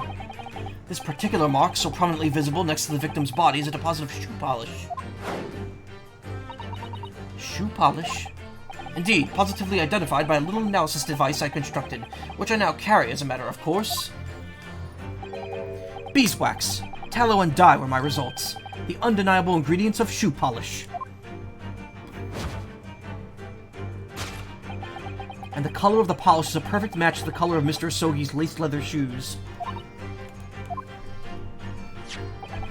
Looking at this mark, it's not hard to imagine what happened. For some reason, Mr. Asogi must have been caught. Mr. Asogi must have caught his foot at that point in the floor and tripped. Please, no. ended by a dreadful turn of misfortune, caught his neck against some immovable object as he fell to the floor.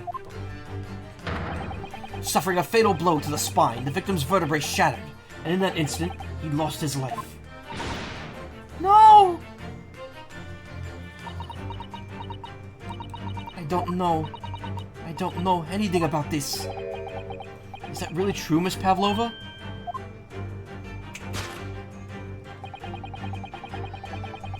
What about the evidence left at the scene where Mr. Osogi lost his life? Yes, Cosmo was the guy who was helping, Ryunosuke last case. Yes, the facts are as clear as day to me. You did all you could to conceal the incriminating evidence. But now your involuntary glance betrays the hiding place you chose.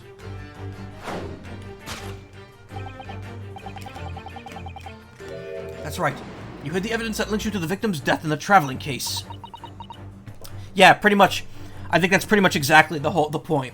Cosmo's supposed to be like a reflection of Mia, in a way. I don't believe it. Cosmo-sama merely tripped over and now he's no more? It can't be true. I refuse to accept it. I know it's hard to believe, but the mark on the floor does seem to suggest that's what happened. And if this part of Mr. Sholmes' deduction is right, Miss Pavlova is trying to hide some evidence that would prove it. Here in this cabin, somewhere in the direction she just cast her eyes. Where, I wonder? Let's have a good look around. The answer must be here somewhere. Yeah, Rip, don't be the first protagonist in our first helper in an Ace Attorney game. Already looked in there before. This is a waste paper basket. Perhaps all the first class cabins have him. Yeah. Whoa. Excuse me. Miss Pavlova only started occupying this cabin late last night. Presumably there's not much rubbish in there yet. Oh, what's that? It's a broken piece of glass, isn't it? Yes, it is. And I feel like I've seen it somewhere before. If it looks familiar, perhaps it's more than your mind simply playing tricks on you. Oh, it's just the entire waste paper basket. Yes!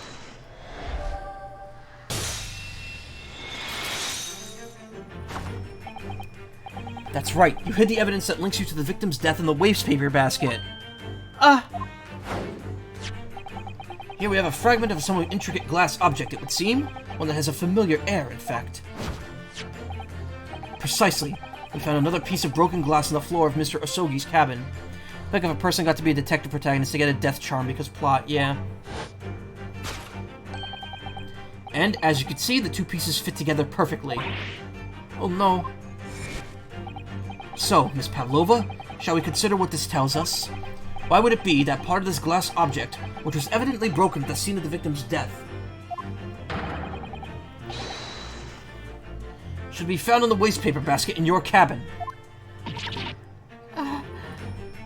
I don't know how to do it. A girl scream.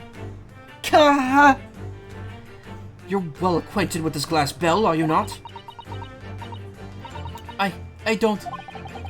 I don't know, and that hushed Russian accent of yours won't save you this time, dear girl. Why? Because we have conclusive evidence linking you to the bell in question. What? Take it away, Mr. Naruhodo. Yes. The evidence linking Miss Pavlova to the little glass bell, that would be...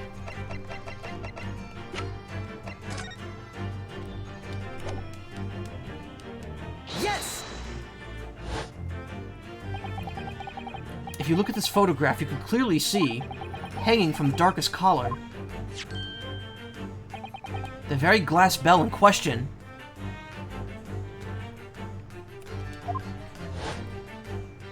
Oh, don't make me read that. I can't do a Monokuma voice.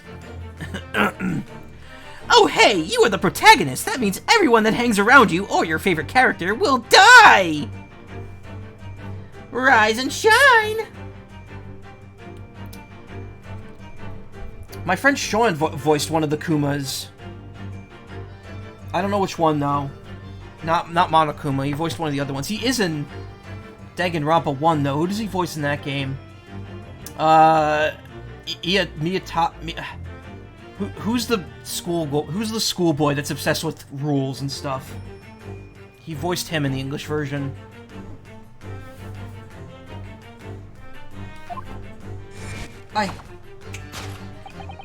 The truth has caught up with you, Miss Pavlova. The young man who lost his life last night did so after a truly inauspicious fall. And the cause of that fateful stumble?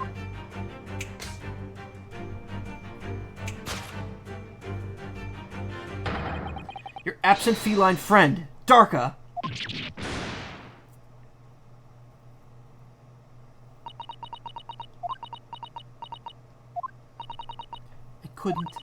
I couldn't tell anyone.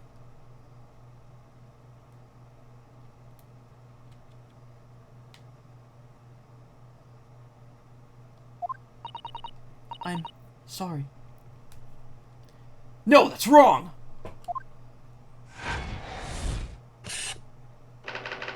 Death by tripping over a cat. Solved.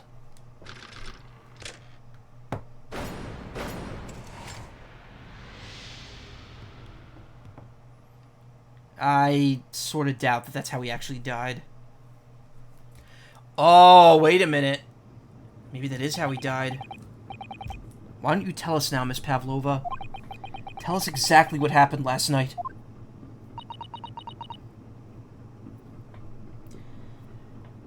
I wonder if maybe the Russian guy saw Kazuma dead and then tried to set the... No, that wouldn't make any sense. I'm trying to think too far ahead here.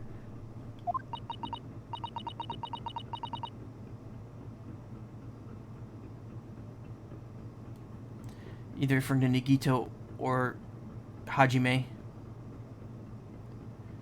No, Nagito, that's Komaeda, isn't it? I have not played the Danganronpa series. I watched the Game Grumps play the first one, and I really, really enjoyed watching it.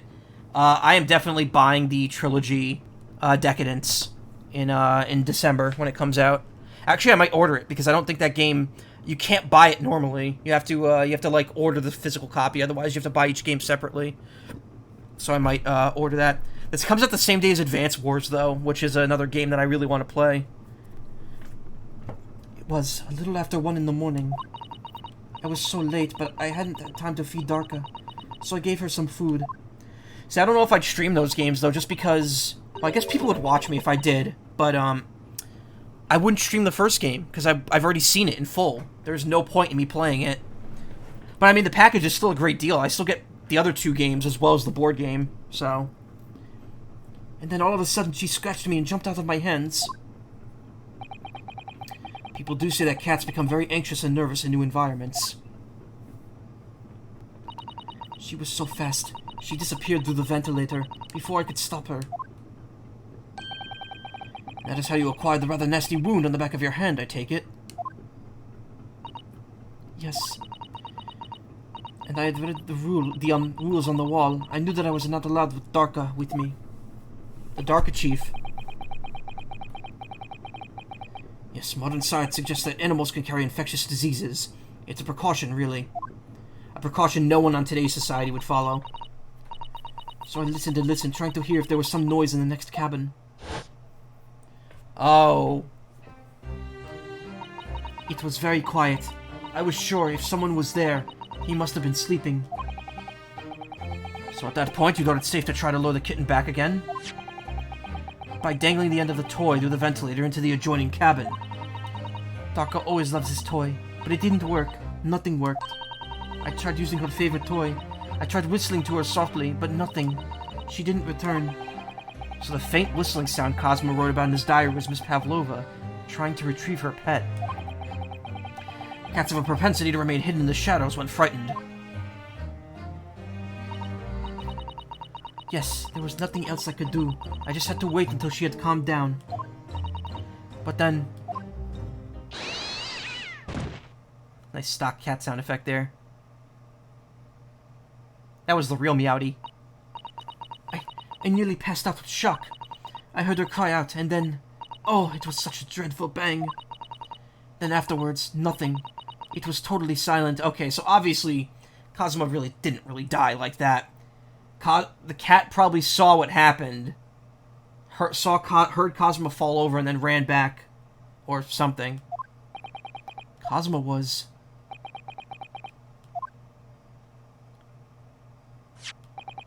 From the appearance of the brown mark on the floor, it seems likely that what you heard was the victim stepping on the glass bell and tripping up. The Yes's burial was a large vessel, but even she can pitch and roll violently without warning. If Mr. Asogi was already off balance as a result of the ship lurching when the kitten got under his foot, the combination of unfortunate factors could have easily caused him to fall over. But what became of the kitten afterwards?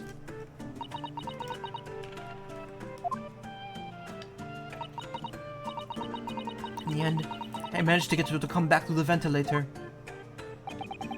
Yet Darker is nowhere to be seen. I must have forgotten to lock my case, and now she's disappeared again.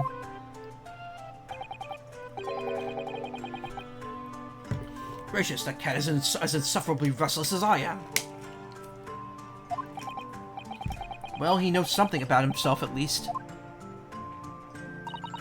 When I woke this morning, I heard that a young man in the cabin next to mine had died, but I couldn't bring myself to tell anyone what had happened. I was too scared. Scared that they would send me back. Oh, hold on a minute. What about the snake? You're right, where is it? If the snake isn't your friend, Miss Pavlova, then whose is it? And where did it come from? What on earth is such a dangerous creature doing aboard this ship? Oh, I didn't say. Snake is my friend. His name is Pirozko. Hmm? What? What?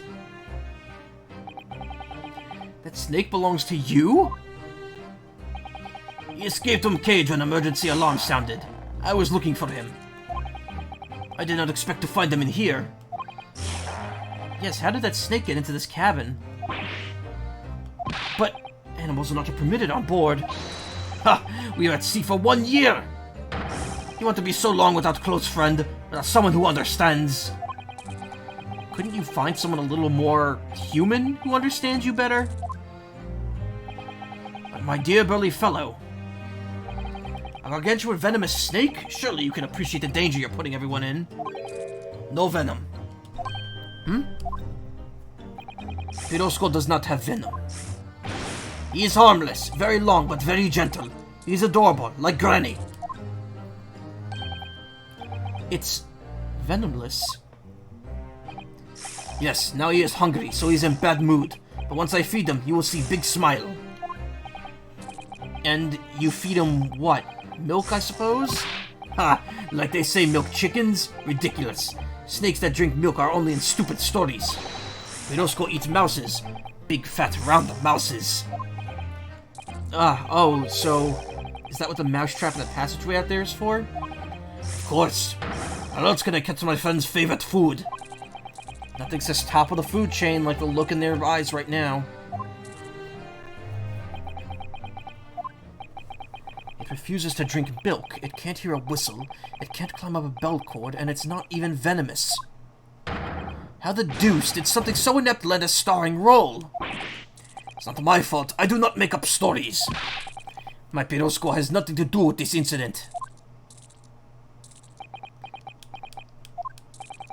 So that's what happened.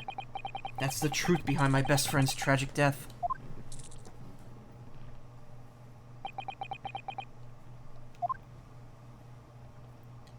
No, that's clearly not it. Snack.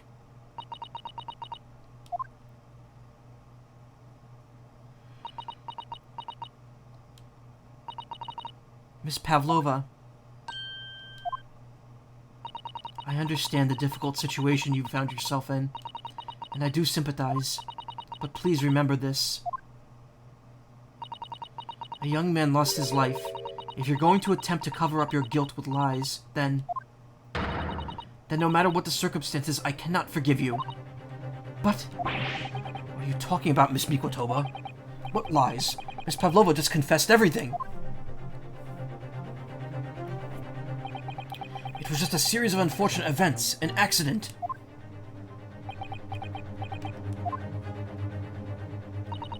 I'm no great detective like Mr. Sholmes. I don't have a gift for knowing the truth. But even I can see that was not the truth. Don't you agree, Mr. Naruhodo? Imagine Cosmo waking up, slowly opening the door and seeing you all arguing about how he died. To be perfectly honest, yes. There's a discrepancy in Miss Pavlova's story. I'm sure of it. I just can't quite put my finger on it.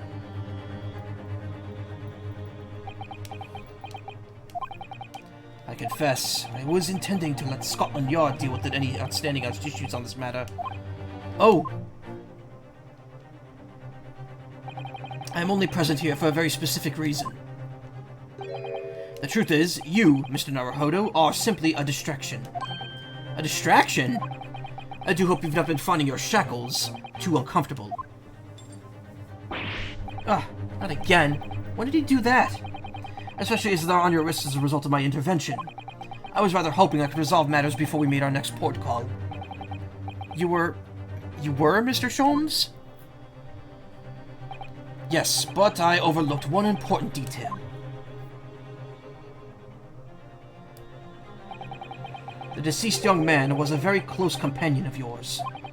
Was he not? Yes. Cosmo was my closest friend. I owed him my freedom, even.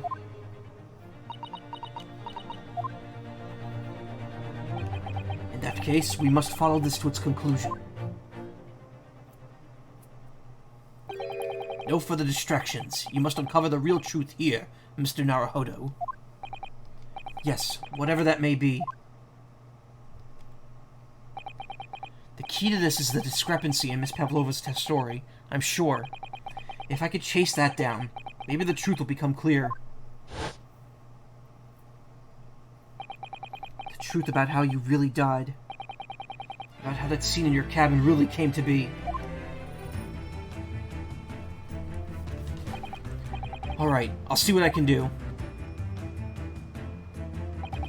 Excellent. Thank you, Mr. Naruhodo. So then, shall we begin? Yes. What shall we ponder first? What we shall ponder first is the victim who lost his life in a cabin that was bolted shut from the inside. Was this truly an unfortunate accident? Or was it, in fact, no accident at all? That is what we must establish in the first instance, excuse me. We've already established it, haven't we? The man tripped over a kitten that had climbed into his cabin via the ventilator. Tragic, yes, but still an accident. Hold it! Wait, let's just take a step back. It doesn't make sense if that's what really happened, does it?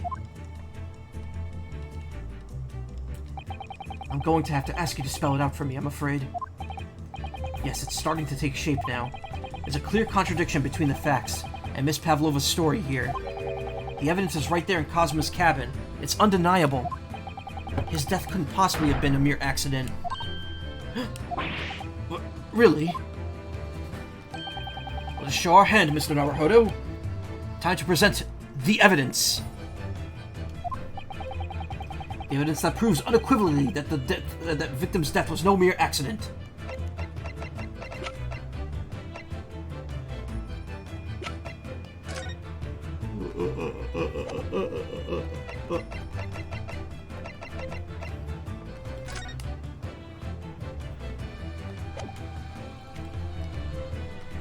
Yes!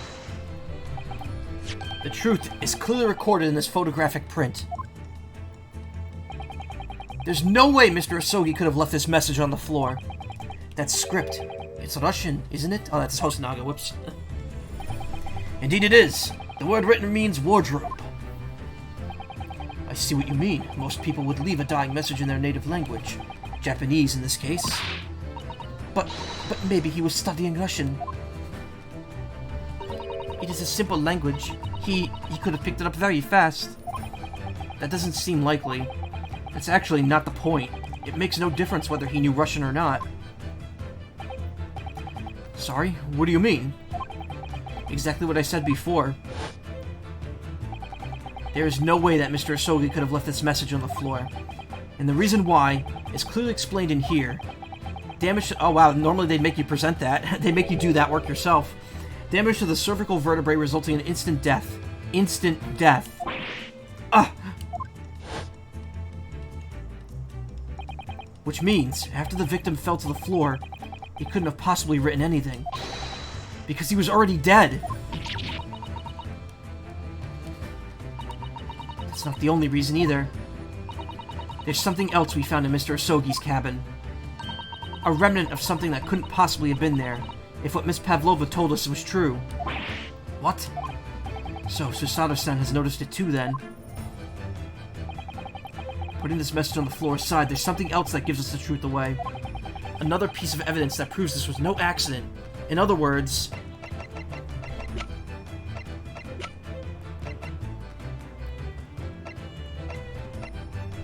Yeah, Omae no Shineru. Is it Mo Shineru?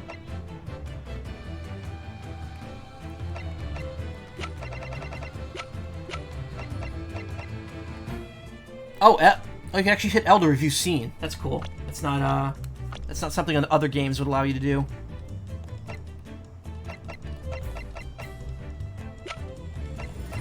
Maybe the ship's log, because there was nothing to report?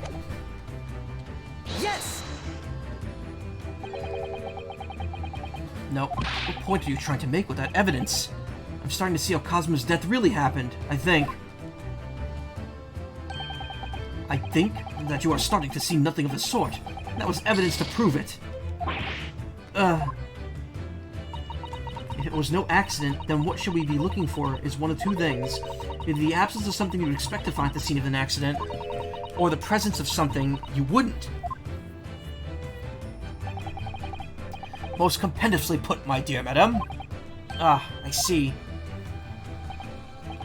I confess you're rather languid, I see. Doesn't fill me with confidence, Mr. Naruhodo. Don't worry, Mr. Naruhodo. I believe in you. Well, more than Mr. Sholmes does anyway.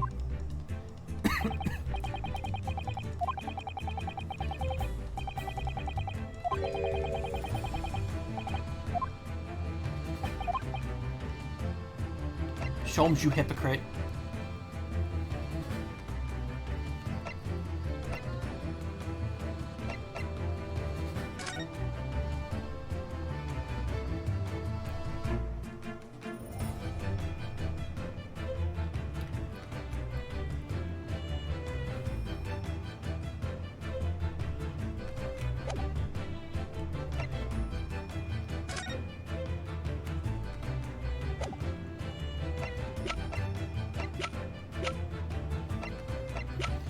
I don't know. I don't know what this could be.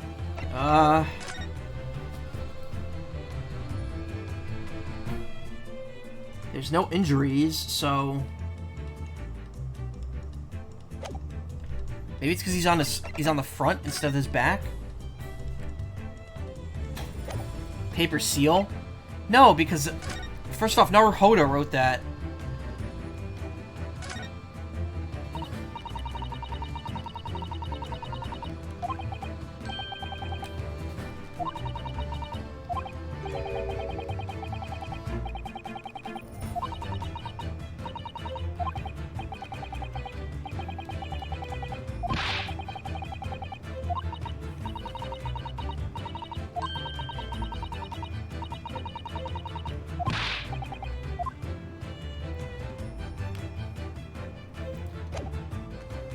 Could it be the paper seal, though? Wait a minute. Proves this was no accident. But if it was an accident, wait a minute. No, I don't think this has anything to do with it, but... man, I don't want to be wrong. Let's take a chance. Nope, it wasn't it. I figured it wouldn't make any difference. Because if Ryunosuke was already in the wardrobe, then no. The paper seal would have no bearing on this at all.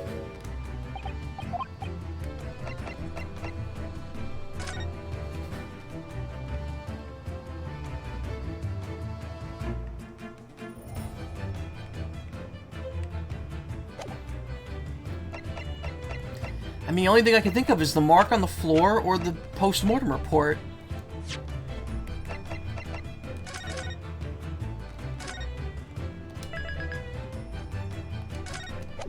don't want to waste too many of my lives here. Yes! Here we go. This piece of broken glass next to the mark on the floor. But that's the glass bell the kitten had around its neck. We already know all about that. How did he write there's no blood? Well, I think he wrote it in whatever the polish was. I don't know. Again, he didn't write it. So who knows what it is. It was broken in half when the victim tripped over the cat and fell. So we already have a satisfactory explanation. Where's the flaw in that logic? Unfortunately, there's a very big flaw. A fatal flaw. What? If that's really what happened, then how did one half of the bell end up back here in this cabin? Ah! Yes, remember that we found the other half of the glass bell in that waste paper basket. Would you care to explain that, Miss Pavlova? Well, no. Both these pieces of evidence clearly point to the same conclusion. Now, when Mr. Asogi died last night in his cabin, there was someone else in the room. And that same person deliberately arranged the scene to disguise the truth, in order to cover up his or her own guilt. Oh! Dying. Poison! Yes, there was someone else present in Mr. Asogi's... Hold it! You're all wasting time. Someone else was there? Duh, of course, we know this! What are you talking about? Oh, what are you talking about? Oops. Bulkhead was bolted shut from inside. There was no way in or out. Oh, yes. And the only other person in cabin when young student died was you. Yes! It's true, I was in the cabin when it happened.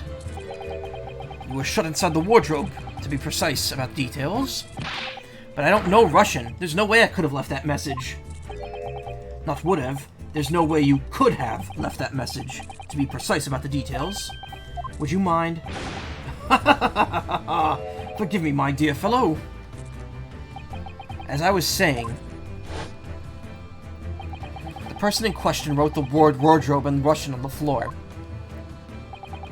in an attempt to incriminate me for the crime, even though I'd been asleep in there the entire time. And then, the same person picked up the broken glass bell that had fallen to the floor, for fear of it becoming evidence that would show how Mr. Asogi really died. But why wouldn't this person have taken all the pieces of the bell away? Leaving half behind was always going to raise questions. Yes, well, it was past 1 o'clock in the early hours of the morning. The cabin would have been quite dark. The single small lamp suspended from the ceiling would have barely cast any light onto the floor there. Little wonder then that the culprit failed to notice a fragment of the tiny item. You all suspect me, don't you? Hold it!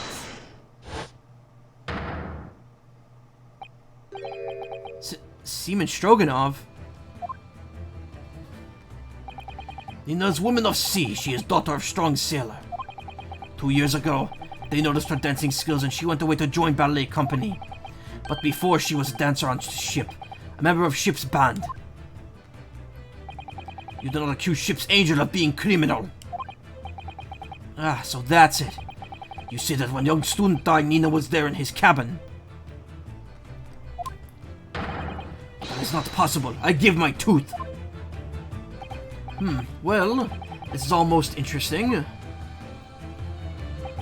And why would you give your tooth, pray? How can you be so sure? You're a great detective. You should know. Look through the eyes. Cabin bulkhead was bolted shut from inside. Nobody could go into cabin. Not Nina, not anyone. You want me to tell that the killer can walk through locked doors? Yet, it's impossible. He's right. But wait, I've read about this in detective stories. People often tie thread around door latches so they can open and close them from the outside. We already said that wouldn't work a while ago. Thread? Are you stupid? These bulkheads are not barn doors. Certainly not. These are watertight doors, as one would expect to find on any modern steamship.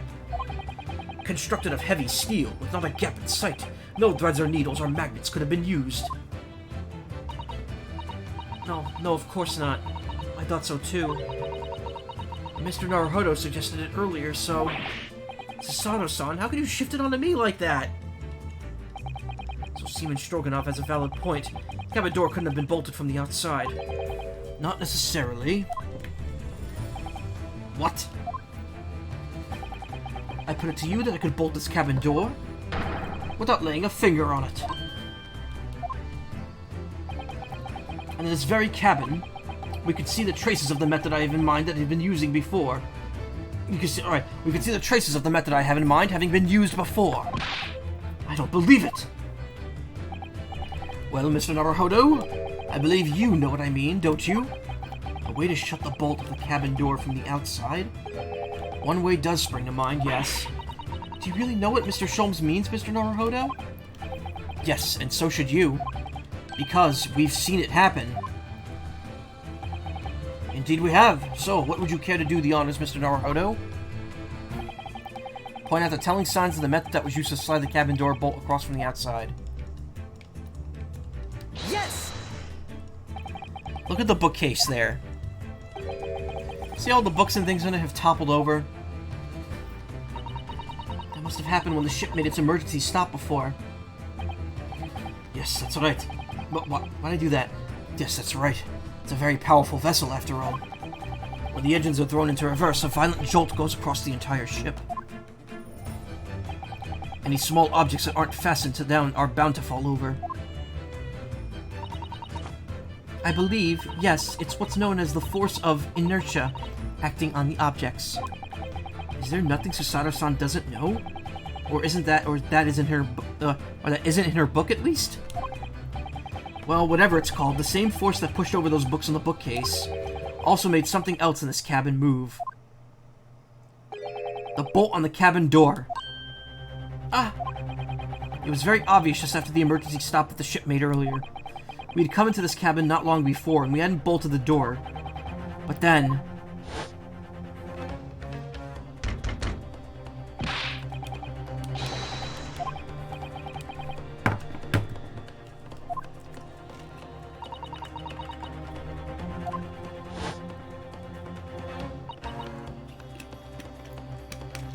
Oh, yes! That's it. When the ship stopped suddenly, the bolt flew across and locked the door.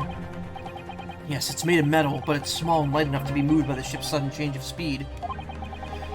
Or the Force of Inertia, if you want to call it that. Are you trying to say that last night, after Mr. Asogi was killed...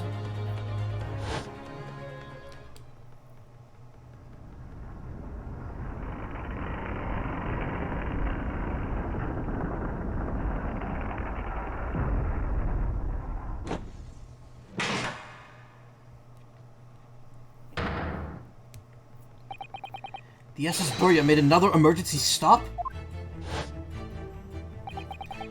When I woke up this morning and looked around the cabin, I thought it looked a little odd. All the books on the shelves had toppled over, and all the ornaments. It was almost as if someone had run their hand across the shelves and deliberately knocked everything over. Oh yes, I remember that. And I stood them all up again, didn't I? Then we came into this cabin, and we were surprised to see the same thing here. All the books and everything had toppled over, just like Mr. Asogi's cabin. Oh my! Do you have anything to say about this, Miss Pavlova? Are you out of your mind? You say Burya made emergency stop? It does seem a little far-fetched. How could that possibly have happened? Unless you're saying that the culprit is actually someone from the engine room. Oh, it is simple enough. Objection, yeet. Are you forgetting about the button in the passageway outside? Used to trigger the emergency alarm? Oh yes, of course. There was a notice, wasn't there? Telling you to only press the button in times of emergency. On dark nights when the fog is dense, the captain cannot afford to rely on the eyes of his lookout alone. Hence the placement of a number of buttons around the vessel to allow any crewman to raise the alarm.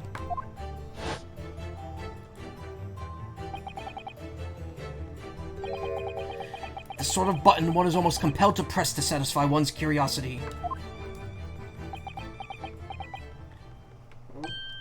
Wait, it was you?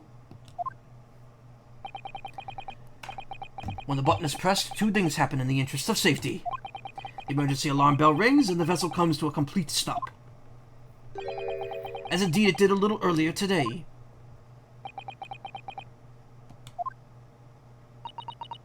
Wait, Sholmes hit the button? Unbelievable.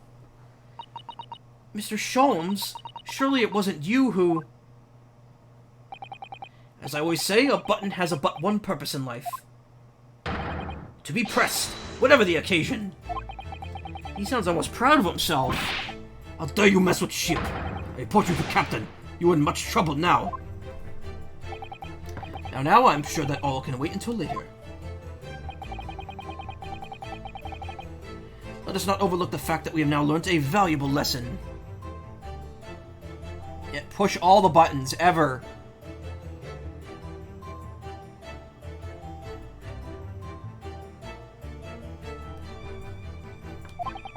Also, learnt? The learnt wasn't a word.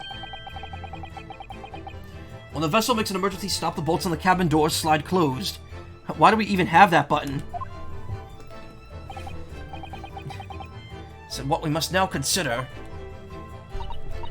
Yes, it all comes down to one thing now. Push every button, yes. Last night, after what happened to Mr. Asogi... Did this ship make an emergency stop, or did it not? You are idiots! Burya is a huge ship with many passengers. If we make an emergency stop even in the middle of night, there would be chaos everywhere. What are your thoughts, Mr. Naruhodo? I don't know why I didn't put the accent on that voice. Well, it's certainly possible that some kind of emergency happened last night. We have evidence to support that idea. Really? What evidence, Mr. Naruhodo? Fascinating. Do show us, my good man. What evidence promotes the theory that some emergency gripped this vessel last night? Yes! Seaman Stroganoff, it's your duty to patrol the first-class area of the ship. Isn't that right? Duh. That is correct. Why? And the ship's log here. This would be where you record the details of your duties? What are you doing with that? That is mine! You rather carelessly left it atop the little makeshift bureau in the passageway out there. But as responsible passengers, we took it into our care with the mind to return it to you later. I left it there on purpose! That is where I put it always! The point is, looking at what you usually record, it's clear that under normal circumstances you write the phrase, nothing to report, every 30 minutes. But from 2 o'clock last night until first light this morning, nothing was recorded at all. Nothing was recorded in the log? That is... duh, because nothing happened. But if nothing happened, you would normally write nothing to report, wouldn't you?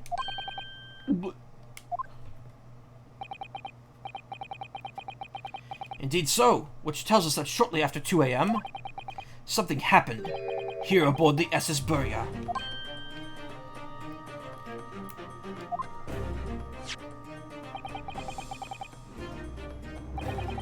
Something sufficiently significant to make you forget to fill in the ship's log, in fact. Are you suggesting that the ship really did make an emergency stop in the middle of the night? Stop talking rubbish!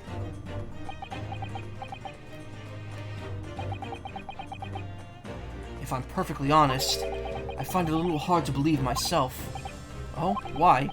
Well, because if something as major as an emergency stop really had happened, surely all of us would have noticed. It's very true. Thanks to the emergency stop we experienced earlier, we all know what it feels like now. The ship lurched so violently, the alarm bell was so loud. I can't imagine that anybody would sleep through that, even if it happened in the dead of night. Well, no, that's a good point.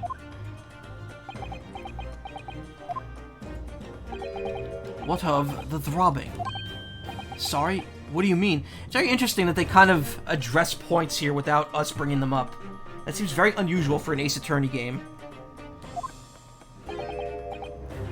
Your head, man. The throbbing of your head since this morning. We've all suffered with it. Ah! Oh, yes, I have had a headache. You're right. In fact, I haven't been feeling myself since I woke up today. Nor have I. My head has been feeling heavy ever since dawn. Yes, you've all been afflicted, haven't you? Just as I suspected. He's right, my head's been throbbing today, too.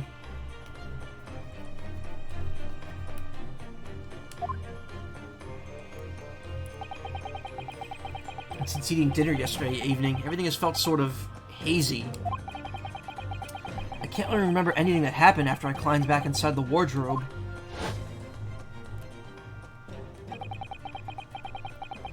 First thing I noticed this morning was the throbbing pain in my head. I had been dragged out of the wardrobe and had those handcuffs put on me by that point. Why didn't I wake up when all that was happening to me? Tell me, Mr. Naruhodo, you boarded this vessel as a stowaway, didn't you? Oh, well, yes, sorry. The stowaway class of accommodation doesn't usually include meals. What did you survive on? Ah, well, Cosmo looked after me. He was always happy to share his meals.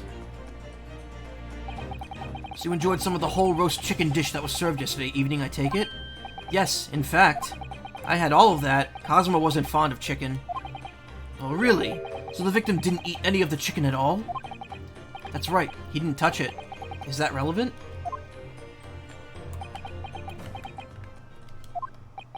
My dear fellow, does that not strike you?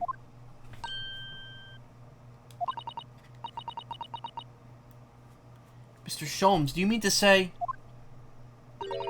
that there was something wrong with the chicken? I do. No. Really? Is that really true? Oh my god, was everyone given, like, a sedative? The meal prepared for the passengers last night had been tampered with. Tampered with by the addition of a soporific, designed to induce a very deep slumber in those who consumed it. A sleeping drug? Do you mean whoever did this laced every meal with the sleeping drug so no one would notice the ship's emergency stop? Mr. Naruhodo, of course that's not what Mr. Sholmes means. What a far-fetched idea. Precisely. Lacing every meal of every passenger on board with a soporific drug would certainly be impossible. Unless, that is, every single member of the crew was a conspirator. What? Mr. Sholmes? Well, Seaman?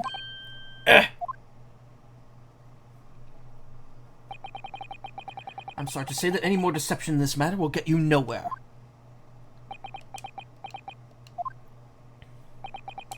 If you refuse to talk, there would have to be an inquiry made to the shipping company, of course.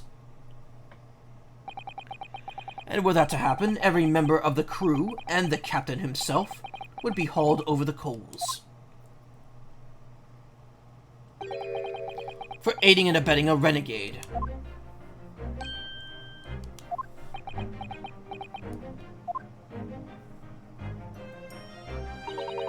Please, no more. I will tell everything. I cannot make problems like this for everyone anymore. These crewmen are your former comrades, I believe. Yes. So when I decided to run away, I asked them to help me. We all agreed to help. Everyone together. She threw away everything. Her fame in the ballet. Mother Russia. We wanted to help our angel. I don't believe it. You're right. We put sleeping drug in chicken last night. Yes, I remember now. I did notice chewing on a lump of something strange and bitter at one point. Duh. We could not make all drug. How do you say, dissolve? Talk about heavy seasoning. At midnight, in waters near Shanghai, we brought our angel on board. Cat oos from Mother Russia. She was helped by combat on shore with small fishing boat, while all the passengers of the SS Burya slept soundly. Excuse me. Thanks to the almost magical efforts of the slumber-inducing potion their evening meals had contained.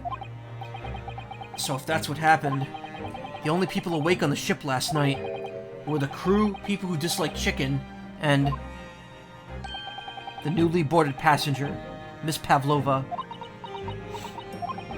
And that means it would have been possible for you. You could have used the emergency stop trick to lock Cosmo's cabin door.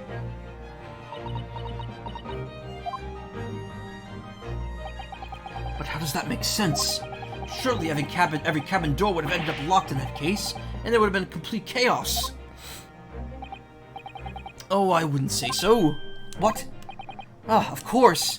Just like us, all the other passengers would have eaten their evening meal of chicken in their cabins, after which they would have been overwhelmed by tiredness because of the sleeping drug. Quite. And accordingly, all passengers were already in their cabins for the night. Yes.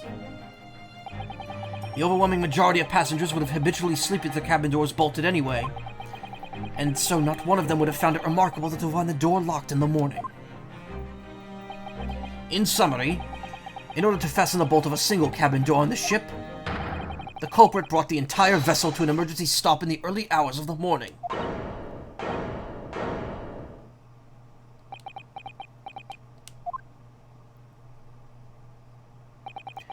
You have talked a longer time and said many things.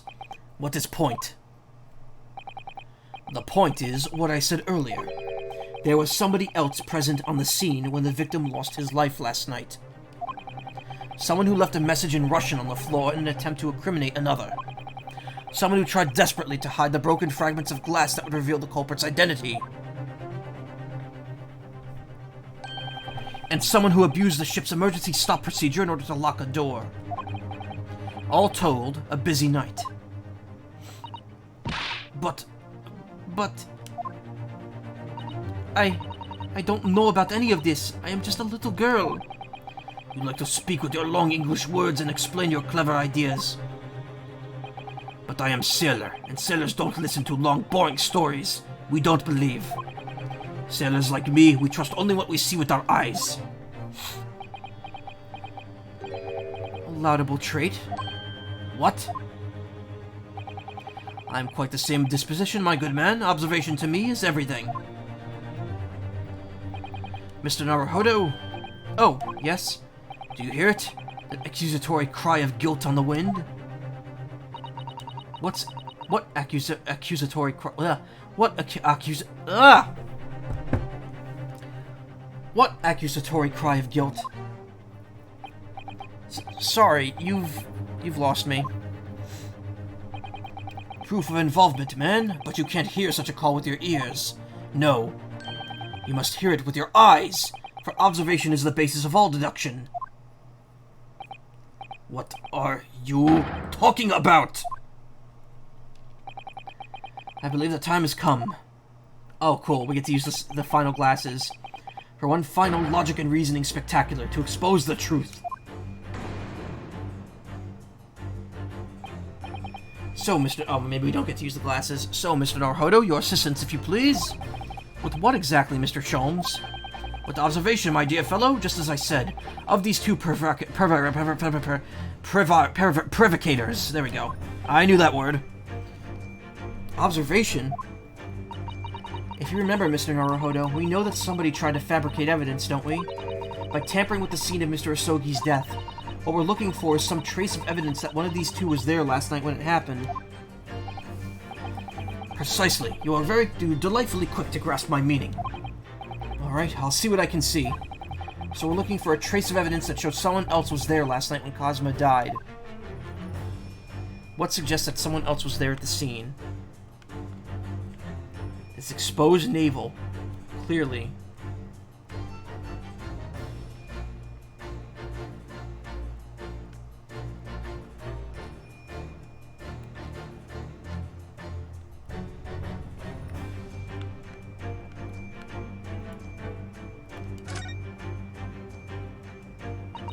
She has such petite ears among all that beautiful hair. Like little pink shells. Oh, what's that? There's something attached to her ear. Ah, I expected that's what's called an earring. It's a little piece of jewelry. Wait, was there an earring visible anywhere in the other room? An earring, is it? It's really tiny. Perhaps it's part of it is missing. Maybe it broke off. So now all that's left is the clasp part that attaches to the ear. If that's the case, she doesn't appear to have noticed that. It's broken.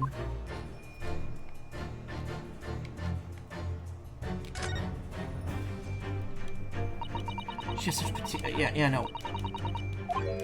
Oh, what's that? There's something dangling down from her ear. Ah, that's an earring. The crescent moon part looks as though it's made from wood. It's charming, isn't it? Women do seem to love adornments like that. I just got some cool pins for me and my girlfriend the other day. Let me see if I can pull them up real quick. I tried to order these 2 years ago, and the person like had to do like a campaign to get the pins made, and it didn't work. So I thought for like a long time I wasn't going to be able to get them.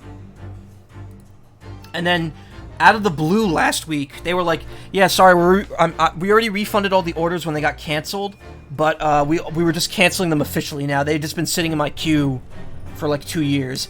And then they were like, "Oh, but also we fully funded the set and it's available on our site now."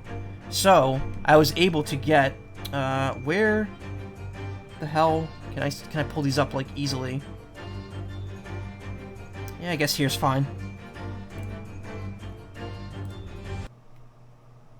Alright, it stops capturing sound if I'm playing out of the way it works now. I got myself a Demi Boy enamel pin, and I got Nessie a Demi Girl enamel pin. And it's really nice. I really wanted this back when this was getting funded. And now I have one, or I'll have one in a few days. And it's nice because it's like a moon-shaped pin with a little star dangling off it. I like it because it's like because here's the thing, I have a bisexual heart pin for my bag that I've had for like quite a few years, and I figured like, oh, it's cool because it's like a heart for sexuality and now a moon for gender identity, and I'm like, oh, that's a neat idea, like a neat concept to combine there, and I really wanted that pin too. Like when I first saw it in the shop, I was like, oh, awesome, something for demi gender. And I only just ordered it last week because it finally like went up after 2 years of me thinking it wasn't gonna exist. So I'm really happy about it, and I got it cheaper than it would have cost on the actual Etsy page originally because they were doing like a grand opening sale. So I got one for Nessie as well. I really need a pin board. And their hair around their necks, on their fingers, and even hanging from their ears, it seems. Women do seem to love adornments. Well, jewelry is beautiful, Naruhodo-san. What? What was that in response to? The pins? Yes!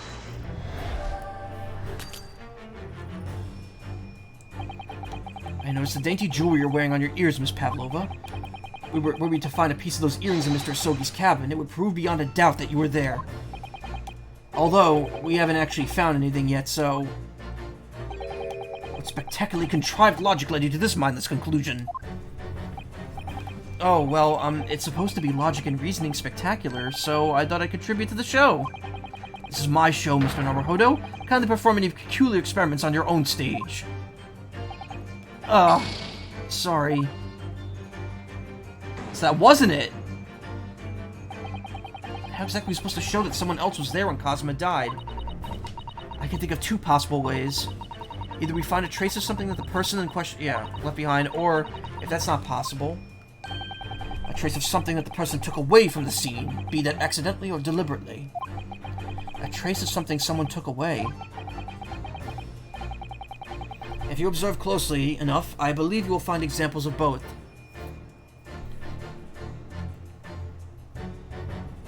You're non-binary? Yeah! It's literally... it's gender fluid. That's not right. I put the wrong tag here. Let me erase that.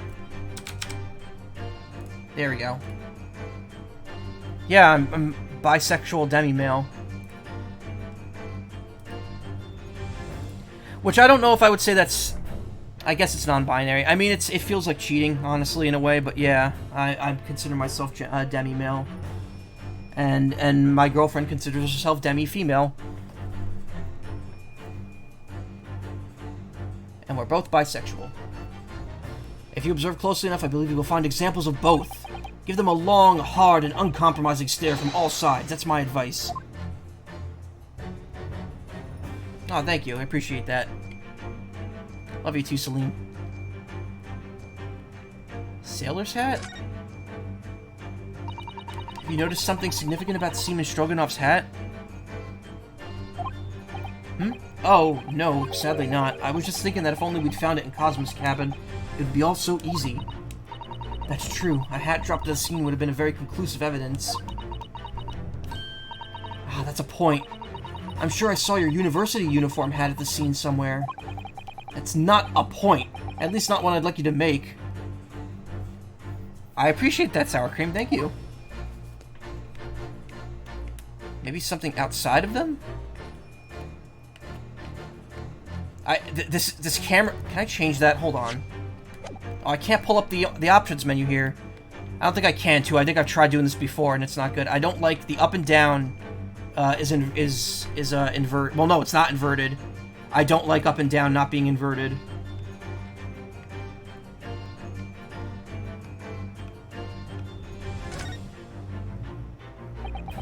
He has arms like tree trunks, doesn't he?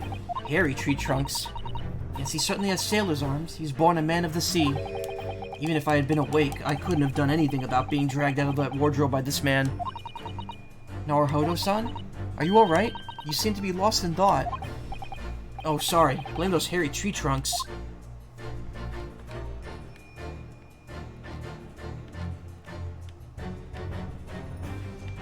I don't know. There's not a whole lot of spots that I can, like, hone in on here. I tried right ear. Could it be left ear? That makes no sense, though, because I did the same... Yes! Nope. It wasn't the left ear.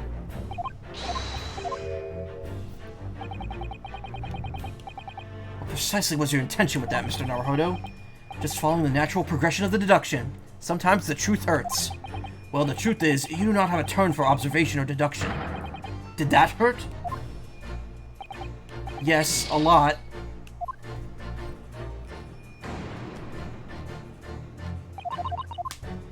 What the fuck am I looking for?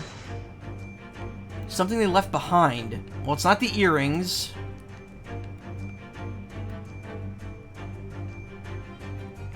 He didn't leave the hat behind.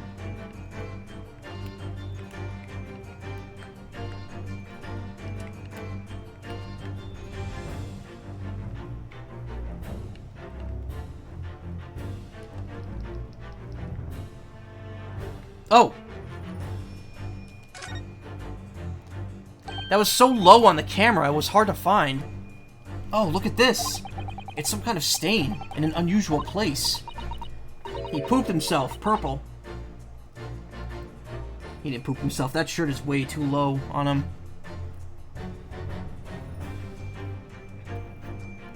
So, unrelated to the gender thing, but man, I've said this a bunch of times, I would love to, wear drag.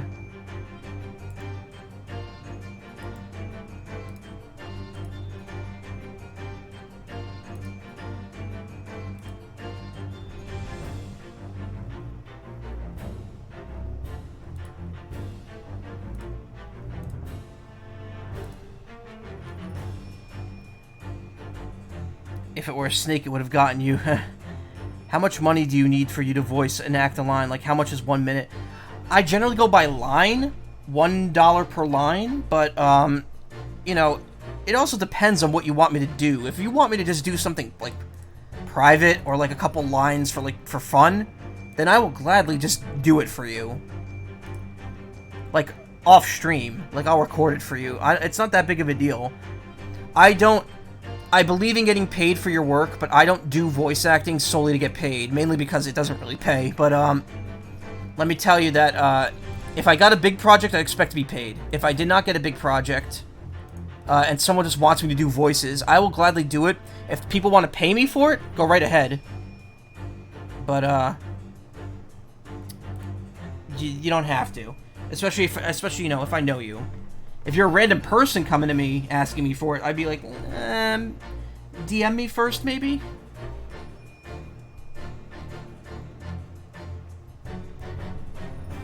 Like, I want to pay a voice actor. It's on your bucket list. Oh, well, by all means. You could pay me whatever you want. I mean, you're paying channel points for me to read stuff, so there you go. Yes, you're right. It looks like ink, if I'm not mistaken. Ink. And look at the color, too. It's clear where this came from.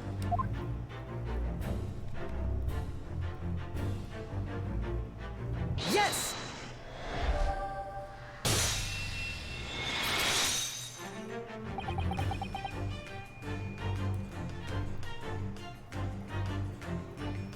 Seaman Stroganoff. Any guesses how many points you've got? I don't know. I forget how they accumulate. Several thousand, probably. If not more. 57.7 thousand, wow. You don't have a credit card yet. To be fair, I didn't start using my own credit card until I was like 20, like 3. I rarely ever touched it. I don't think I've touched it since I did not. In fact, no. Even after that, I barely ever touched it at all until I got my job. Like, I would use it if I needed to, but until I started earning money from a full-time job, which was only 3 years ago, I rarely ever used my card. Okay, I'm flying really far off the rails here. Seaman Stroganoff, you seem to have quite a large purple stain on the back of your white uniform there. Yes, I don't know where the dirt comes from. So nothing in particular comes to mind about the stain. What are you trying to say? It appears that the significance of the stain has escaped your attention, Seaman. It's Seaman. Piece of shit. Allow us to make it plain. It's a very large purple stain in the back of Seaman Stroganoff's uniform. Wait, what? Oh, that was Shom saying that. Whoops. And I think what made it is clear. Indeed it is. So, Mr. Naruhodo, present the evidence that proves it. My pleasure. Alright then. The evidence that proves what the stain on the back of Seaman Stroganoff's uniform really is.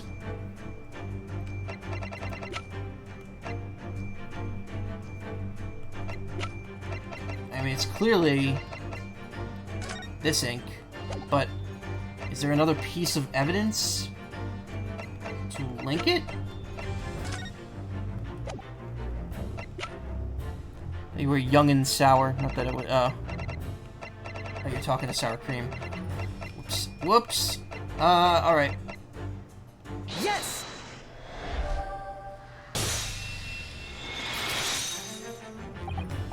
Yes, it's his photograph, and the ink it shows. That's what caused the stain on your uniform. Ink? Or the unusual color of ink, purple. Ah! Ah, the penny drops, at last. Now you see the significance. The Russian word on the floor next to the victim's body was written in purple ink.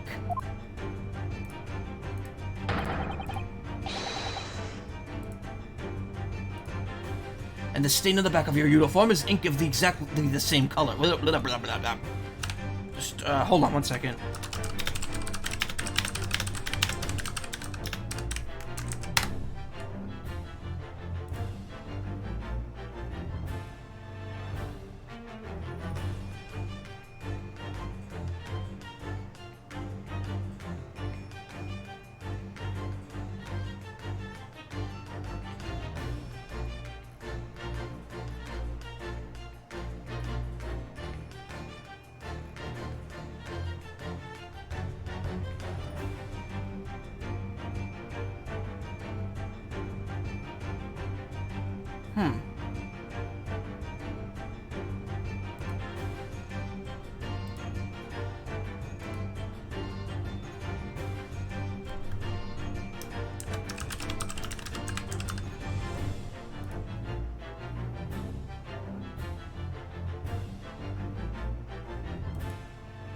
Interesting. Alright.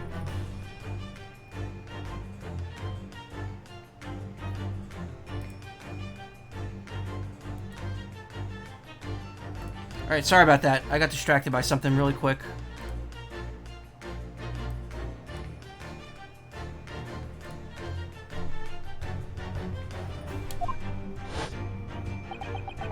If the ink had been dry, it couldn't possibly have stained your uniform in that way. Which means... you must have been present in the cabin, in the moments immediately after the ink was spilt. Alright, yes. It was me. I did it. Everything. You like no battery? Oh, that sucks. I arranged everything in dead student's cabin to make it look like Wardrobe Man did it. Then I pressed a button to make Burya do emergency stop and bolt cabin doors shut. I did everything so no one would suspect our angel. Beef, please. Don't worry, Angel. Let me do talking. It was after 1 in the morning. I was on duty, patrolling passageway. Then our angel came to me. She was white like sheet.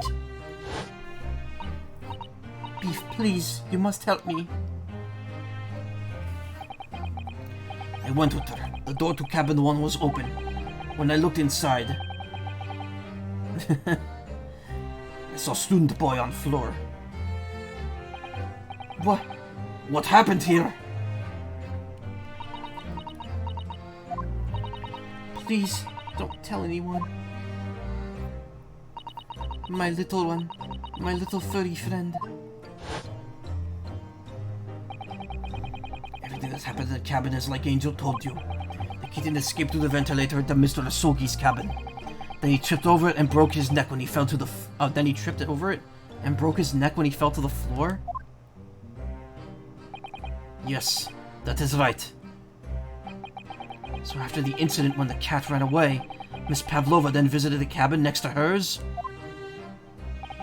Only to find its occupants lying lifeless on the floor. God damn, I keep going back to that voice. Only to find its occupant lying lifeless on the floor. She said she was worried when she heard sound of something falling on the floor. That's when she went to look. No, Angel? No, Angel? The door was not locked. So she opened to look, and you already know what happened after. There's just one thing, if you wouldn't mind. What? When you went to Mr. Asogi's cabin, Miss Pavlova, was he already dead? Why? I already told you. When Nina opened door of student's cabin and looked inside, I was asking Miss Pavlova. Well, Miss Pavlova? Da. Oh, yes, that is right. I saw him. It was dark, and he was wearing black, but he was on the floor, not moving. I was scared.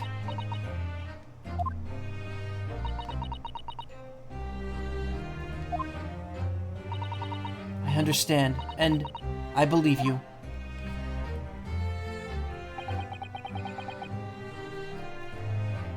So is that finally it now? Have we discovered the real truth about Cosma's death at last?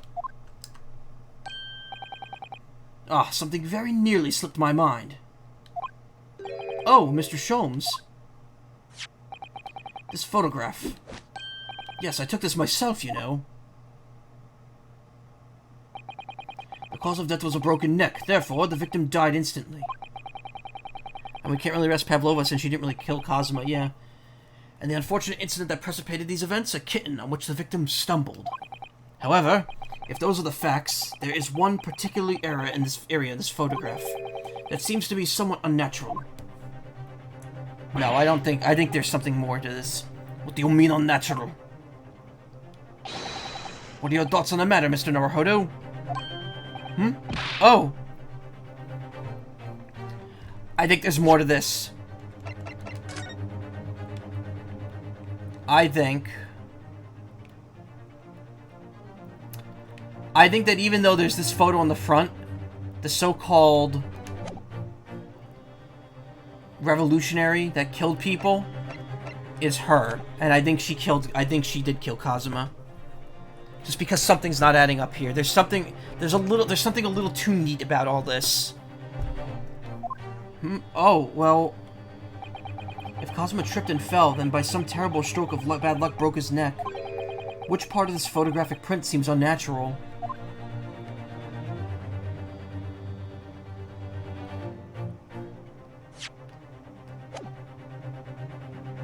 Yes!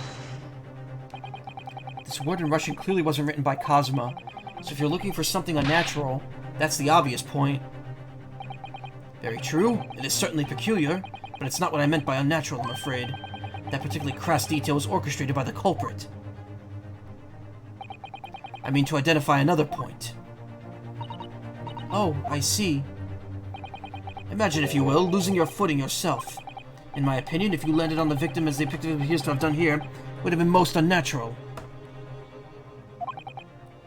I'm sure you'll reach the same conclusion. How thoughtful you are, Mr. Sholmes. Thank you for your gentle guidance. If Kazuma tripped and fell by some time, which part of the photograph seems unnatural? I would say the hand. See, now I'm unsure of myself. I only have one heart left, so I'm gonna just blow it. Yes! It must be here, surely. No. Allow me to offer you a piece of advice regarding the pursuit of detection, my dear fellow. When noting a crucial point, it can be helpful to keep your eyes open. They were open. And it can be equally helpful to use them. Sorry, I'll try that. I want to see what getting a game over here is like. Sadly, Mr. Naruhodo, despite being all about trifles, great deduction is no trifling matter. This is no place for guesswork. Sorry. I'm afraid you have developed a shocking habit for it, and it is quite destructive to the logical faculty. Reasoning is an art, and there are only so many times you can erase your work. In other words, I need to think everything through again from the start. Don't lose heart, Naruhodo-san. I believe in you. Those eyes of yours won't let you down. I'm sure they'll help you find the truth in the end. Right. I need to put trust in my own observational skills. The key to this is the discrepancy in Miss Pavlova's story, if I could chase that down. Okay.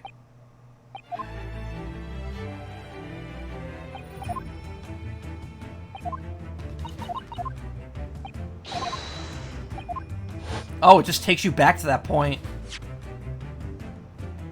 Alright, that's a lot of dialogue to get through, though, so... Very interesting that there's no straight-up game over in that point, like in the other games.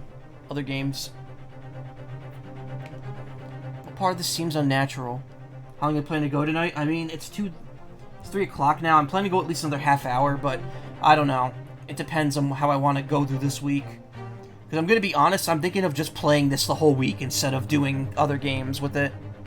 Because I'm getting tired of, like, switching between 3 games at once.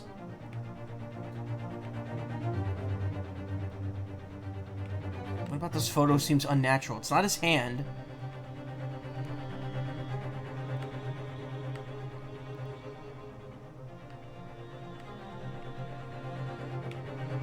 The fact that this fell behind him? Yes! Nope. That's not it.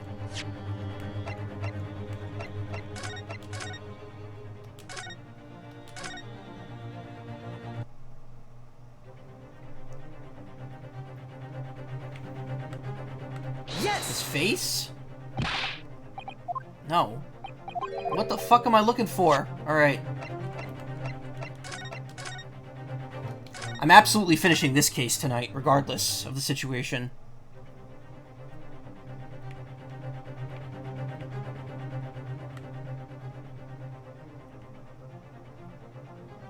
Yes! There we go.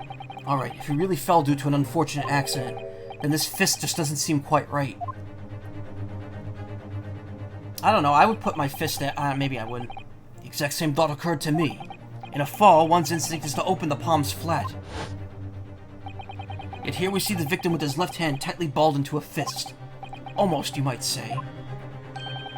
As though he were gripping something. The earring. What do you mean? Simply that I took the liberty of investigating the victim's fist a short while ago. You did? And what, pray, do you imagine I found there, my dear fellow? Mr. Sholmes, show us, please. Why, of course, my dear madam. I would like to keep you would I keep you in suspense? Yes, you would. I knew it. This is what I found. Oh, a crescent moon with a little gemstone in the middle. Yes, you're right. A crescent moon. It's very pretty, but what does it tell us? Humph. It tells us nothing. I'm not so sure. That crescent moon looks... It looks familiar somehow. I'm sure I've seen it somewhere. I just had a whole thing about this. Eat the kit, yeah. Observation, Mr. Naruhodo. That is the key. What? The truth is now tantalizingly close. How did that crescent moon come to be in Kazuma's clenched fist? This is the final clue, the last piece of the puzzle. Ask yourself, what does this little crescent moon mean? What significance has it? And observe, find the answer with your own eyes.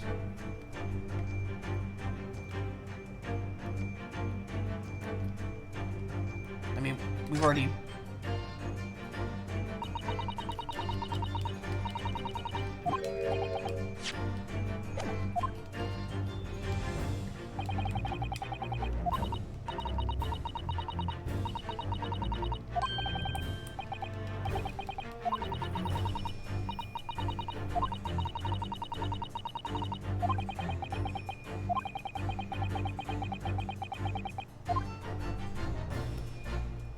Yes!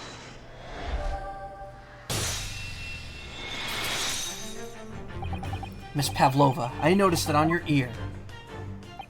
Even though you have a metal earring, the decorative part of it seems to be missing. Cat nyas for Mother Russia. The little link holding it on must have broken, I suppose. What? But looking at your other ear, I notice a crescent moon. Ah! I don't believe it! Now, the missing crescent moon was found in the victim's clenched fist. Clearly there was only one logical conclusion. Wouldn't you agree, Mr. Naruhodo? Yes. Miss Pavlova, Mr. Isogi must have grasped that crescent moon and pulled it from your ear.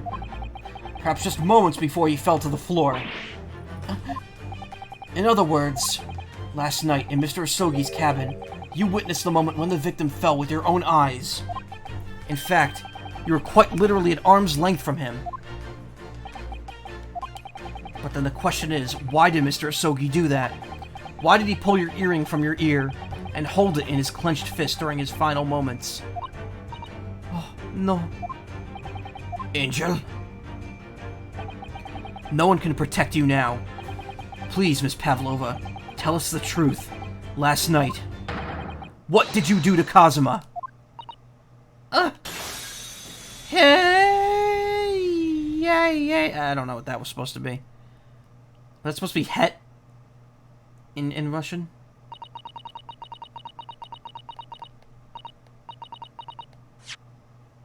Yeah, she said the het word. I don't know how to pronounce that though. When I think about everything that happened yesterday, it was too much. Running away, the fishing boat in the middle of the night, trying to climb onto this huge ship. And then, when I was at last in this cabin, and I could relax after this horrible, long day. Darka, wait!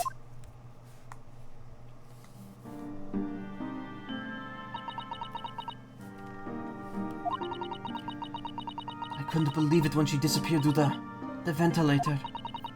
I tried to call her with a little whistle. I tried waving her favorite toy, but nothing worked. Darka would not come back.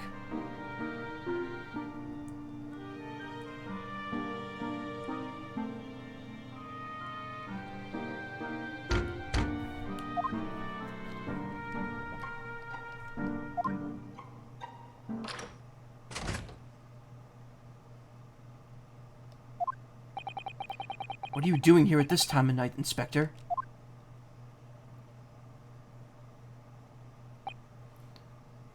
Oh, I'm sorry. I thought it was a friend of mine. I thought it was a friend of mine.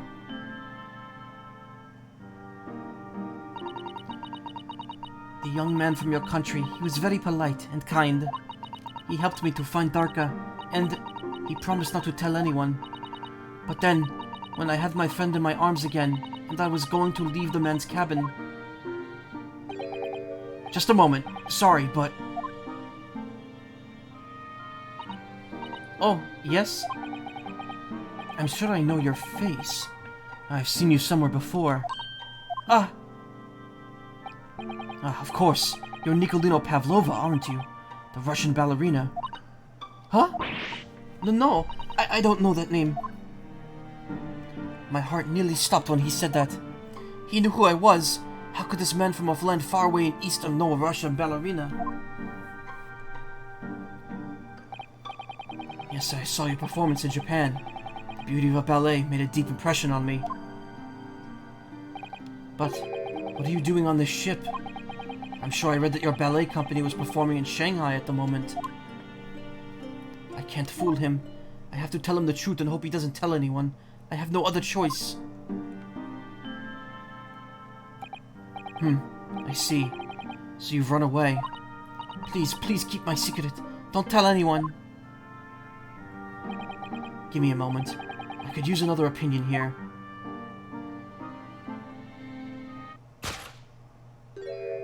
He's going to pull that cord. He's going to tell the captain. Why did I think I could trust him? Then it happened. Everything at once. It was only a second, but it felt like forever. Wait, I shouted, and then... Darka jumped out of my arms and down to the young man's feet. And... as he turned around to look at me...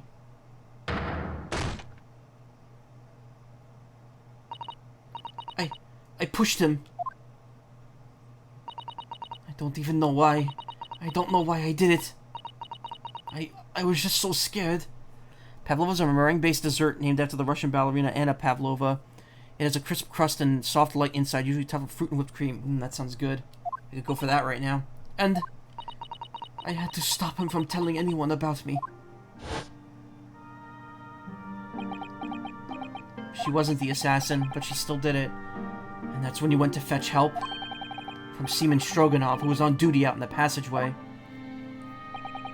I heard Nina cry out and the dud on the floor, so I ran to her. She was standing at cabin door, shaking like leaf. She looked at me and said, "Help me, Beef. If they find out, I will be... Please, I have nowhere to go." So you decided to help. And that's when you arranged things in Cosmo's cabin to make it look like I did it. So that no one would suspect the passenger in the cabin next door? Yes. I went into cabin and I looked around to make sure there was nothing to show Nina was there.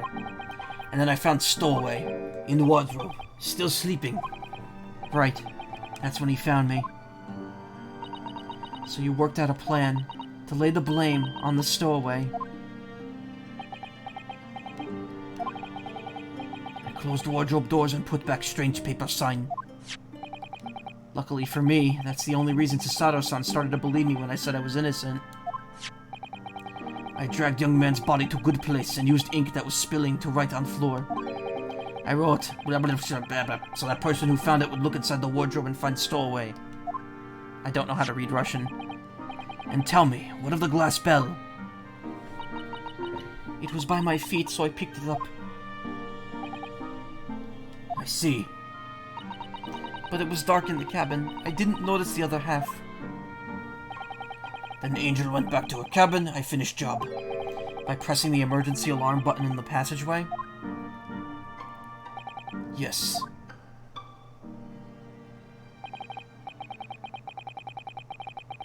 Accordingly, the SS Burya did indeed come to an emergency halt a little after 2 a.m. Text is Cyrillic, not Russian. Alright. Like, I'm supposed to know that. Come on. I barely know English. Thus enticing the bolt on the cabin door to slide shut, creating the locked room mystery.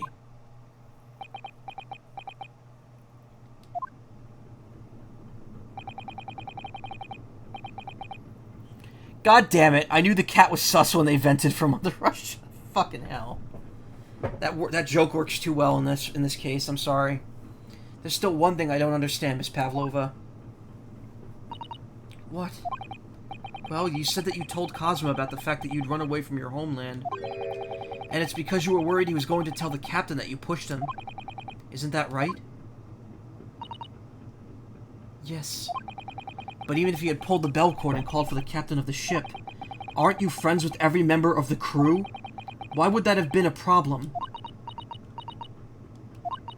It was what he said first that made me scared. What he said first. What are you doing here at this time of night, Inspector?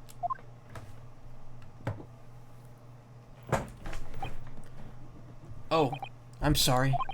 I thought it was a friend of mine. He said an inspector was his friend.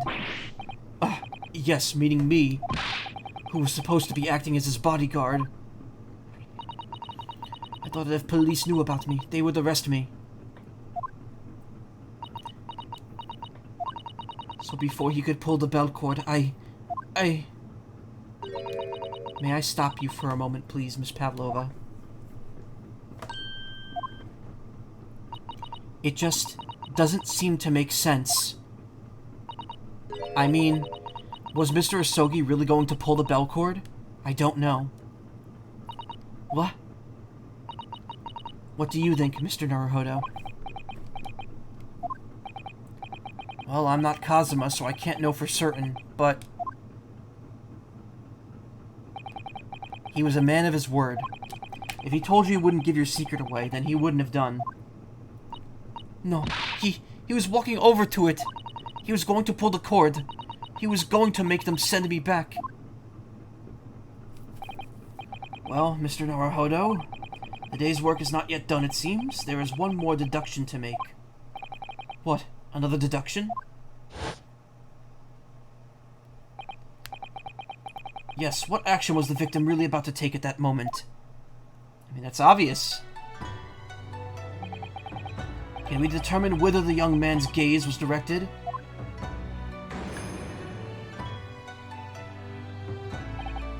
First, consider the victim's location within his cabin. That's easy. I remember every detail of that room. I mean, yes, I spent quite a lot of time in that wardrobe, but still, that cabin has been my home for this entire voyage. So this is how the cabin looked last night when Miss Pavlova visited Kazuma-san? Ow. Yes, it's exactly how it was. Are you ready then, Mr. Naruhodo? Yes. If there's one thing I've learned today, it's that a simple gaze can reveal all manner of truths. And not only that, in order to draw the right conclusion, you can't afford to be out by even a little bit when you're following the gaze to where it lands. So, when he turned away from Miss Pavlova, what exactly was Cosmo looking at?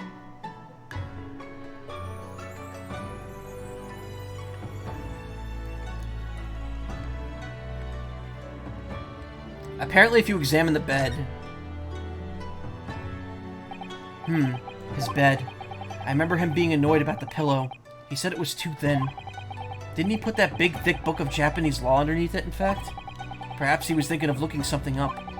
Either that or talking to Miss Pavlova made him acutely tired. There we go. Pillow perfectionist.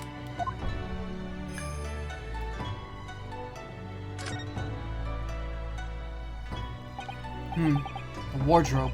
My wardrobe. I was in there at the time, of course, sleeping soundly. Too soundly. Don't comment that on my video, please. Go ahead, actually, I don't care.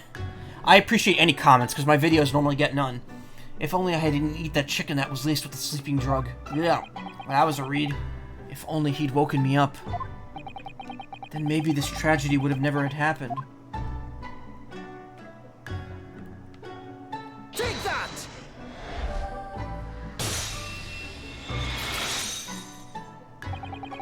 considering everything that had happened last night. Certainly it may have looked as though Kazuma was going to ring the bell cord. Yes, however, what is directly beside the bell cord? The wardrobe.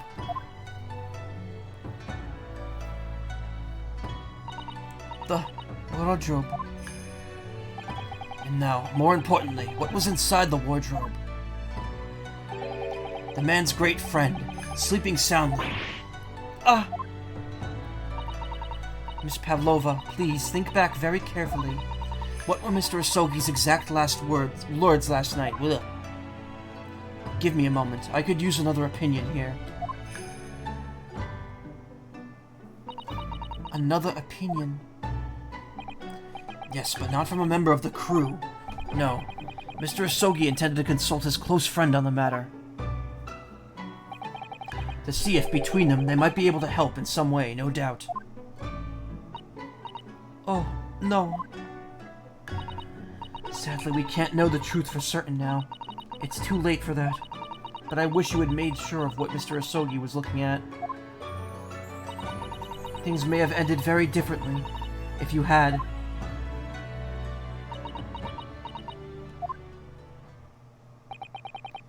Miss Pavlova, I want to thank you for finally admitting the truth.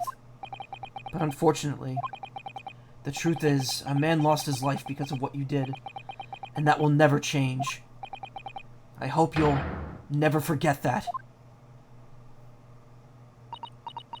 I'm sorry. Really, I'm so sorry. What have I done?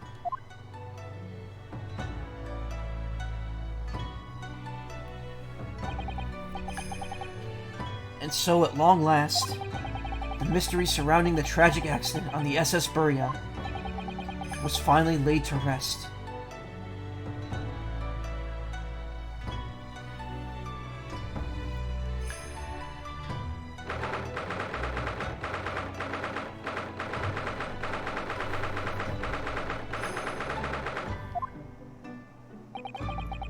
What will happen to Miss Pavlova now, then? Once we reach Great Britain, she'll be handed over to the British police at Scotland Yard. What about the fact that she ran away from Russia? Won't the Russians try to repatriate? Repatriate, I guess. Won't the Russians try to repatriate her? Repatriate. Apparently the English detective can speak to the immigration office and sort that all out. Mr. Sholmes can do that? Repatriate, yeah. So she won't be going back to Russia then? No, I don't think so. Even if she wanted to return in the future, I doubt she would be able to. She ran away, so now she's in exile for life. I see. I'm sorry. Seaman Stroganoff? I wanted to... Still can't blame her, Pavlova. She didn't do it on purpose. She only cried... Well, she could... Well, the animal on board thing is just a ship rule, so they're not gonna try her for that. And the ship also let her board. It was a private vessel, so really the only thing she's guilty of is manslaughter. Which, I mean, that's not great.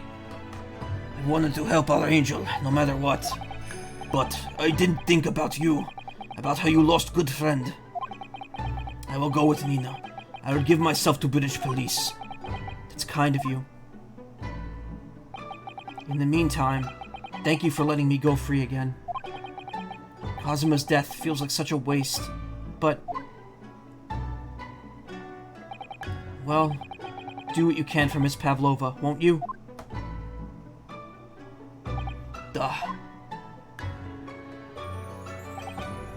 Well, I'm afraid you'll need to pack now. We're due to arrive in Hong Kong tomorrow. As much as it pains me, I'm going to have to hand you over to the consul to arrange your passage back to Japan.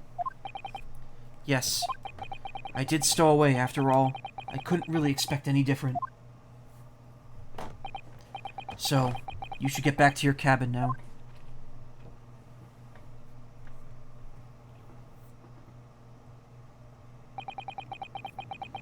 Looks like my study tour to Great Britain is over before it even begun, then. To think that only days ago, Cosmo and I were laughing together about how we'd tear up the streets of London. That seemed like a distant memory now. Wow, what an absolutely heart-wrenching story. This reminds me of... I know this isn't the best case to compare it to. It reminds me of, the circus case in the third game. Because that was, that really didn't have much, like, that's like a story where there was, like, no winner there. We can still say Pavlova was kidnapped, so she won't have any repercussions. We do want her to have repercussions, though. She killed Kazuma. I'm sorry, but that's not something we can just glaze over. Oh, what's that? Is it someone weeping?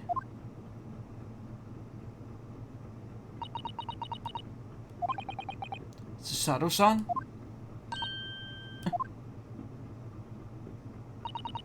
Naruhodo-san, I didn't know you had returned. Oh, well, I haven't been back long. Inspector Hosonaga told me I should just pack. You know, ready to leave the ship tomorrow and all that. God, no. Don't say that. How dare you? How dare you say that about our lovely sus Otto?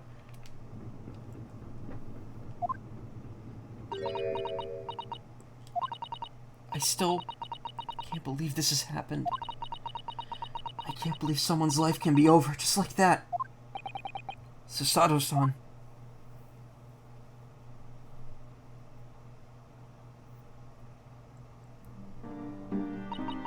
He had such grand ideas for this visit to Great Britain.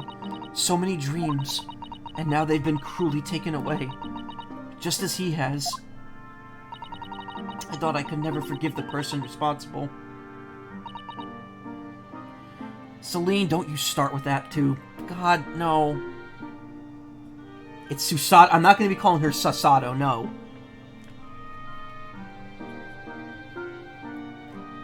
I thought I could never forgive the person responsible, but now we know the truth. That it was just an accident. Just a silly series of mishaps. It's too much, Naruhodo-san. It's just too much. Yes, I know. I wish there was something I could say. Inspector, my duty was to see Asogi-san safely to Great Britain, but I failed, and caused his two closest friends great pain and suffering as a result. I let everyone down, and I will do anything to make up for my terrible blunder. Nobody blames you, Inspector. And I'm free again now, at least. Huh?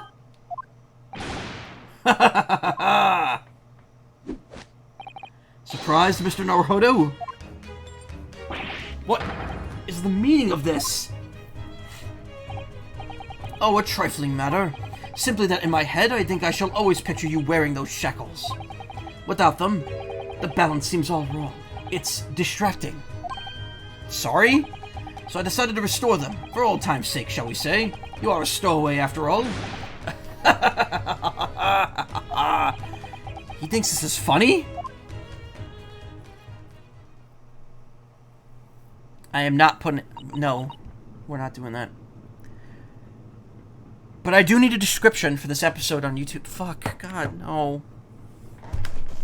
No, no. Mr. Sholmes. We do appreciate all of your assistance. I'd like to thank you from the bottom of my heart. Not at all, not at all. And though it's a little late, may I offer my sincere condolences. The loss of your companion is truly heartrending. I hope that you will be able to fulfill some of his aspirations in his honor.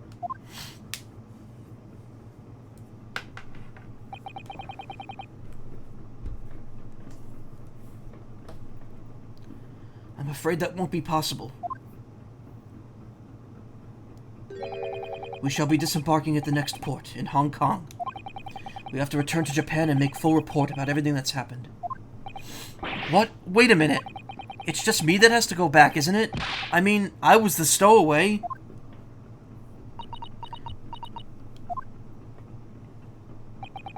The terms of the study tour were negotiated by the Department of Justice in both Great Britain and Japan.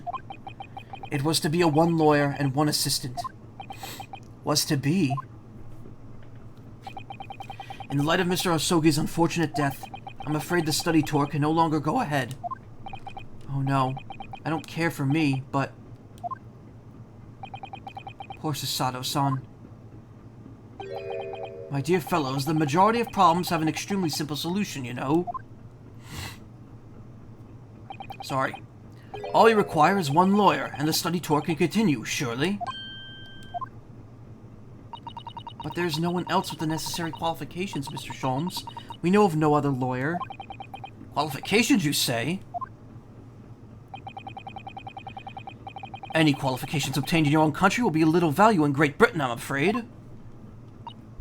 Oh, but anyway, the voyage to London still promises a good month of time. Ample opportunity, I would say, to find yourselves another suitable lawyer. Yes. Mrs. Sato? Yes? Do you think perhaps I might be able to do it? But you're not a lawyer, Mr. Naruhodo. Oh, unless... Are you studying law? No, I'm not, but... I'm sorry. In that case, I don't think there's even a chance it could work. But as I said, there is still more than a month before we reach England's shores. Isn't that right, Mr. Naruhodo? Yes, I have a month in which to study, to learn what I must to become a lawyer in Great Britain. Mr. Naruhodo, that's ridiculous. Are you seriously suggesting anybody could learn all that in just 40 days? There's only one way to find out. I would work my fingers to the bone, Inspector. Every single day. Will you let me try? And if, by the time we reach Great Britain, I haven't learned enough to be recognized as a lawyer, I'll take whatever punishment is deemed appropriate.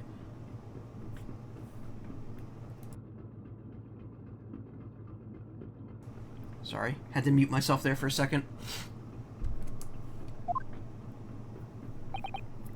But why put yourself in such a difficult position?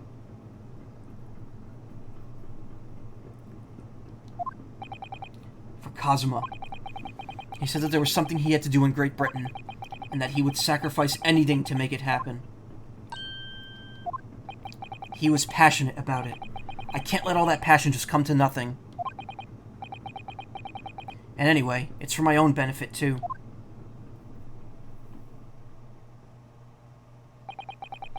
I will become a lawyer. I have to. What do you say, Mrs. Sato?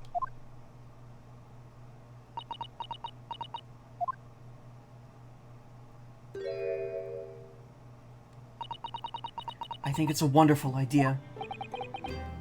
Thank you.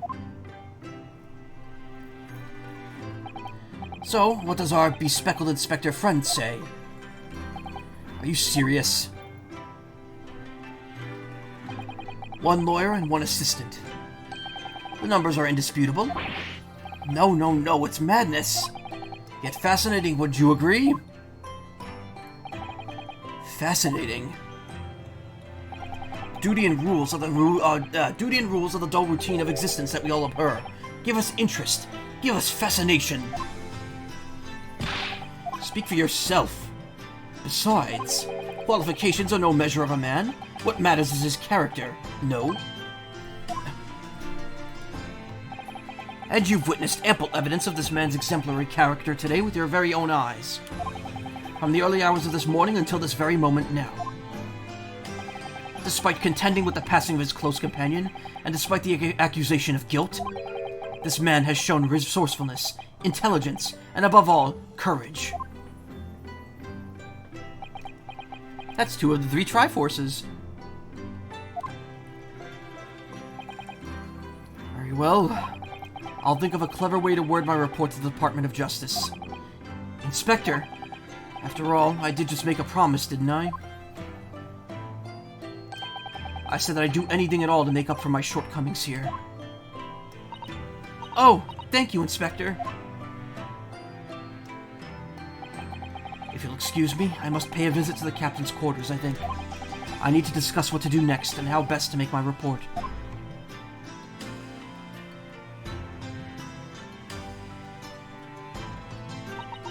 Are you really prepared to attempt this, Mr. Naruhodo?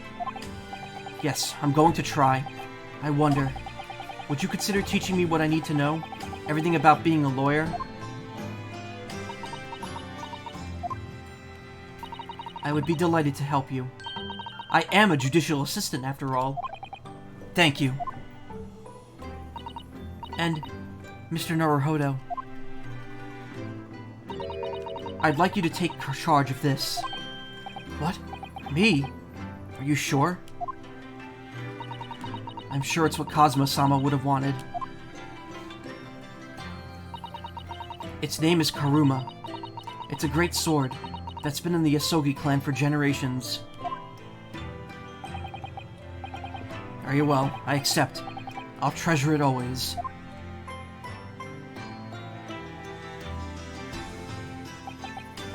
So then, Mrs. Sato, it seems we'll be working together for some time to come yet. It will be an honor, Mr. Naruhodo. Well, welcome to the first Ace Attorney game where the defense has a weapon this time.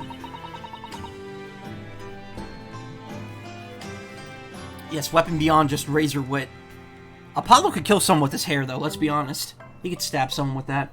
And for the next 40 days, I shan't grant you a single moment of freedom. We shall fill every spare moment with study. Yes, that's exactly what I need. But, before we begin, I have an earnest favor to ask of you, too. Goodness, what is it?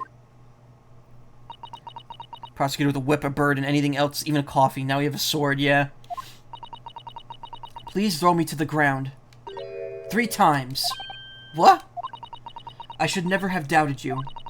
You were Kazuma-sama's closest friend. Of course you would have never done anything to hurt him. That should have been obvious to me from the start. But I allowed suspicion to get the better of me. And no matter how upset I was feeling, it was completely unforgivable behavior.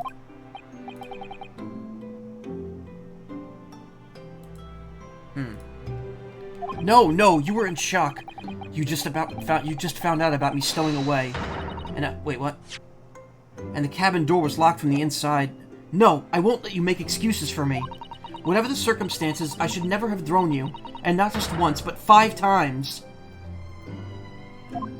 That number keeps creeping up, doesn't it? Please, you mustn't. Just take hold of me and throw me. Do it. Don't even think about it. No. I don't even know how. I've never thrown anyone in my life.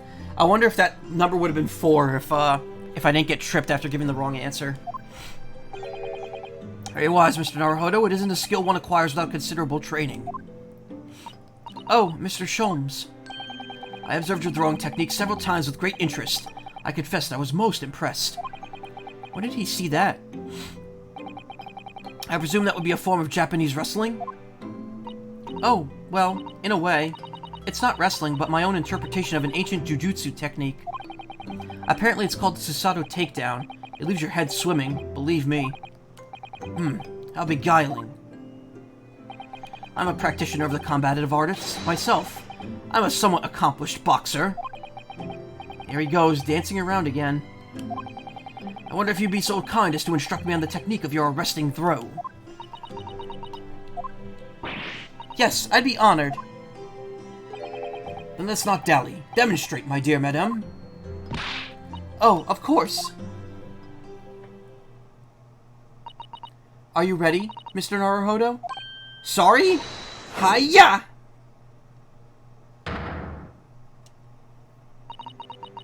As you can see, you throw from the abdomen. Oh yes, interesting, arresting indeed. And that is what you and that is what you term the Susato Takedown, is it? Actually, no. That was a Susato Squash.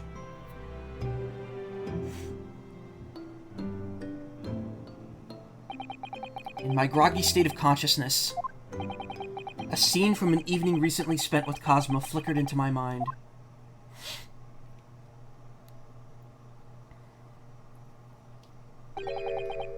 Karuma. That's right. It's a prized sword that's been passed down through generations of the Asogi clan. I can't believe you managed to get permission to bring it with you. I mean, taking a katana onto a study tour is more than a little irregular, surely.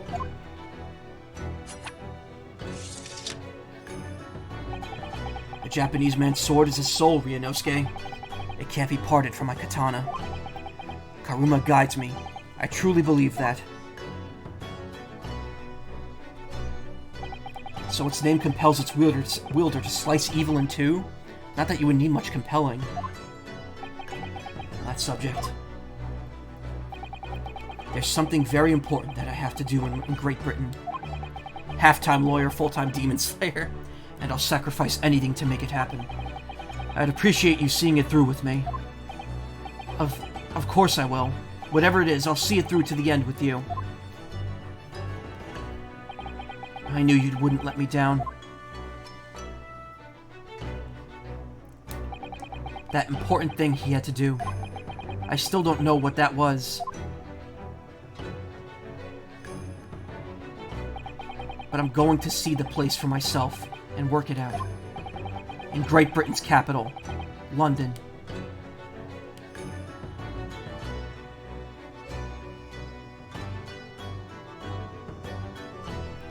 End.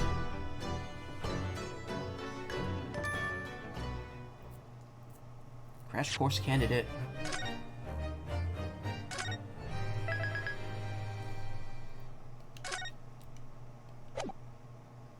The Adventure of the Runaway Room. Oh, there's no backgrounds for these. It's very interesting that half this game is just getting to Britain, but apparently that's because this game, like the second Great Ace Attorney game, is literally just like the second half of the story. So we'll hit up the Runaway Room on another night. Do I have enough time to do maybe a bonus? Wow, what a depressing story that was. Oh man. Completion of episode 2. Okay, so these are all just completion of all the episodes. Examine the bed in episode 2. Okay.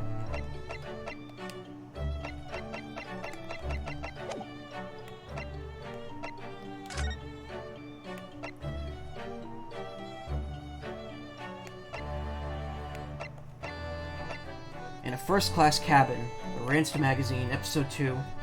In the second escapade, it transpires that another crime was committed aboard the SS Buria. The stakes are high. Shulman and Stroganoff pursue the culprit, but there's more to the crime than meets the eye.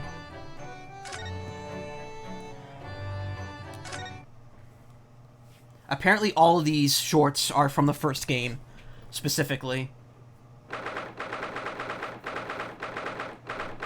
6th of January, 6:23 p.m. So this takes place 3 days before before episode 2. First class cabin number 1. It's almost 2 weeks since we left Japan. Can't believe how quickly the time has gone. So, our next port of call will be Shanghai. Who's there? Who could it be at this hour? A detective. A detective? Who? A great detective? I don't get it. What's a great detective?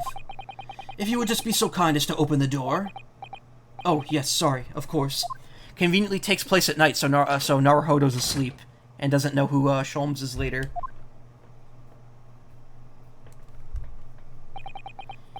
Is something wrong, detective? Are you investigating a case? Wherever a great detective goes, great cases occur. Indeed, I am the root of all evil. Sorry? Then I don't think I want you in my cabin. Under our very noses on this steamship, a terrible theft has just occurred. What? You noticed, I presume, the brief power failure a short while ago? You can't say... You can.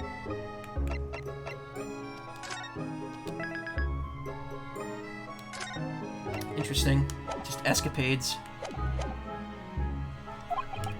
Oh yes, the power couldn't have been out for more than 10 minutes, though. Indeed, yeah, well, you can skip this text automatically, so it's because it's not like normal gameplay. Indeed, that was an ample time for this wicked crime to be perpetrated.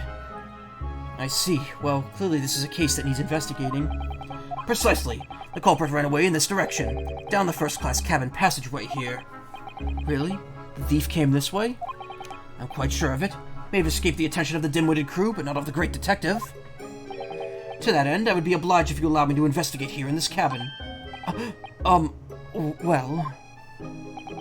How curious. Is there some reason why it would be inconvenient you to have your cabin searched? Inconvenience me? Well, I'd be lying if I said no. After all, there's a stowaway in that wardrobe right over there. It's just me in here, you see, no one else. So you might perhaps want to focus your attention on one of the other first-class cabins. As it happens... you are the only first-class passenger at present. The other cabins are vacant. Oh.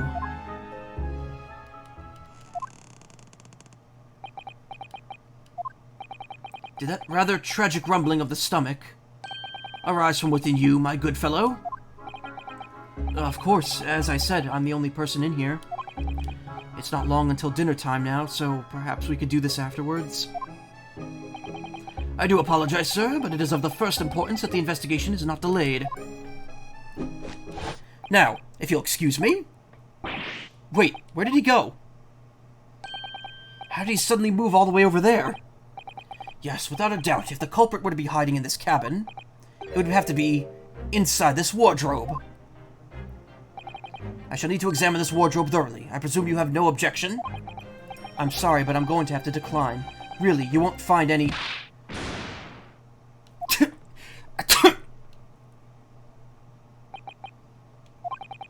Did those two rather tragic sneezes arise from your good self? Of course they did. As I said, I'm the only person in here. You have a curious knack of talking while sneezing, then? Twice, no less. This is going to be a tough one to argue. I was watching you quite intently, sir, and I assure you I saw no signs of a sneeze. Couldn't Ryunosuke have held his nose? As I was saying, I shall need to examine this wardrobe. We've had it now, then. The game's up.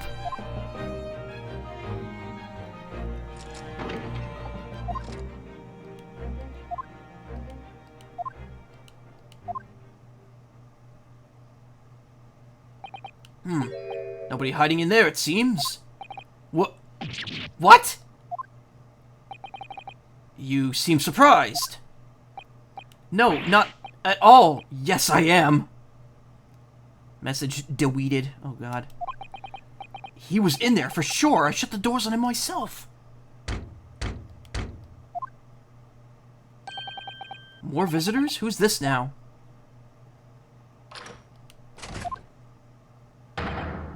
Excusing me. Oh, Seaman Stroganoff. Sorry for disturbing, but crime has been committed on board ship. Yes, I heard. A terrible theft, apparently. How do you know this? Well, the detective here just informed me, you see. Detective? Yes, I assumed you must have asked him to investigate. Detective, could you... What? Where did he go? I must ask you to cooperate with the investigation into this crime, fully. Uh-oh. He's glaring at the wardrobe already.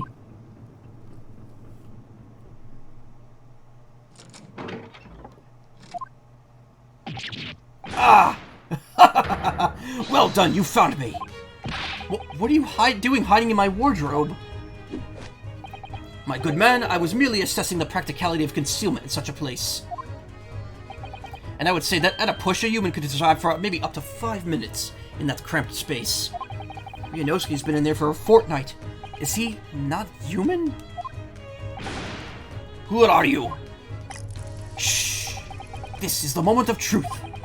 The great detective is about to unveil the sordid details of this wretched crime. You mean to say... Hoak Showrooms. Yes, there can only be no doubt the culprit of this terrible theft did indeed conceal himself within this wardrobe. What? But that's impossible. He couldn't have done... Because my best friend was in there the entire time. Or at least I thought he was. How could you be sure of this? Elementary, my dear fellow. The criminal left behind the most revealing evidence. How else could you explain these 3 bones? Ah! What the? He's right. Look at those gnawed bones in there. And 3 of them. Ah, this criminal has escaped this time, but I will find him and crush him. Can I ask you something, Detective? Why, yes, of course. I am always delighted to hear an answer. I'm always delighted to answer an inquiring mind. In this terrible theft, what exactly was stolen? What else? But some steaks on the rib bone. Huh? Did you say steaks on the rib bone? For this evening's dinner, 3 rib steaks were stolen from ship's kitchen only a short time ago. There was malfunction with generator and ship was without lights for 10 minutes. Chef who saw criminal said he ran down first-class passageway. And now I'm on his tail. Literally. I'm afraid to say, dear fellow, that your man is no longer in this cabin. But how? Through the cabin door, no less. Having devoured his haul in the wardrobe, this culprit discarded the bones and concealed himself behind the cabin door as you came inside. Then, with attention was returned to the wardrobe, he seized his chance to escape through the open door. What? Make haste, my good man, after the culprit. I shall follow presently. Hold it! Something troubles you, sir? I think maybe criminal is not running away after all. What are you suggesting? Now I know where the dog is buried, Mr. Asogi. Me? Da, when I think that you are culprit, everything is falling in places.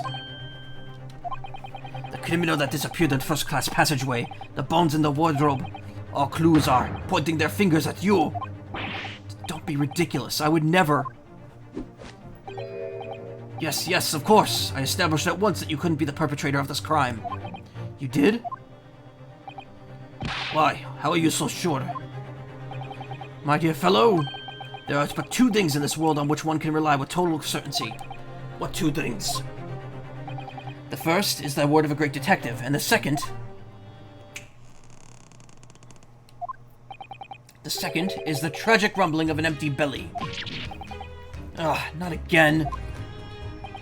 When I first entered this cabin, there did arise from this gentleman a belly rumbling so odiously tragic that it confirmed beyond all doubt that the man had not eaten a single rib steak in some time, let alone 3. That's a stomach growl? Why do I have to suffer this humiliation when I've done nothing wrong? Curses, I will catch this thief. He could not have gone far. Indeed, assuming he decided against a post-meal constitutional swim. Well, if you'll excuse me, my apologies for upsetting your evening. Detective, one moment, please. Yes? That was a most remarkable deduction. Perhaps you'd be kind enough to tell me your name. I quite slipped my mind. You have been talking with the one and only... Herlock Sholmes. I see. Well, I'm Kazuma Asogi. I'm a student on my way to Great Britain. Pleased to make your acquaintance, Mr. Asogi. Oh, and before I forget... Yes? I feel I should warn you. Live cargo is strictly forbidden on this vessel. So you would do well to conceal the stowaway currently lying low under your bed as carefully as possible. Oh, under the bed? I bid you farewell then, Mr. Asogi. He's uncovered our secret. I suppose I should have expected nothing less of a great detective.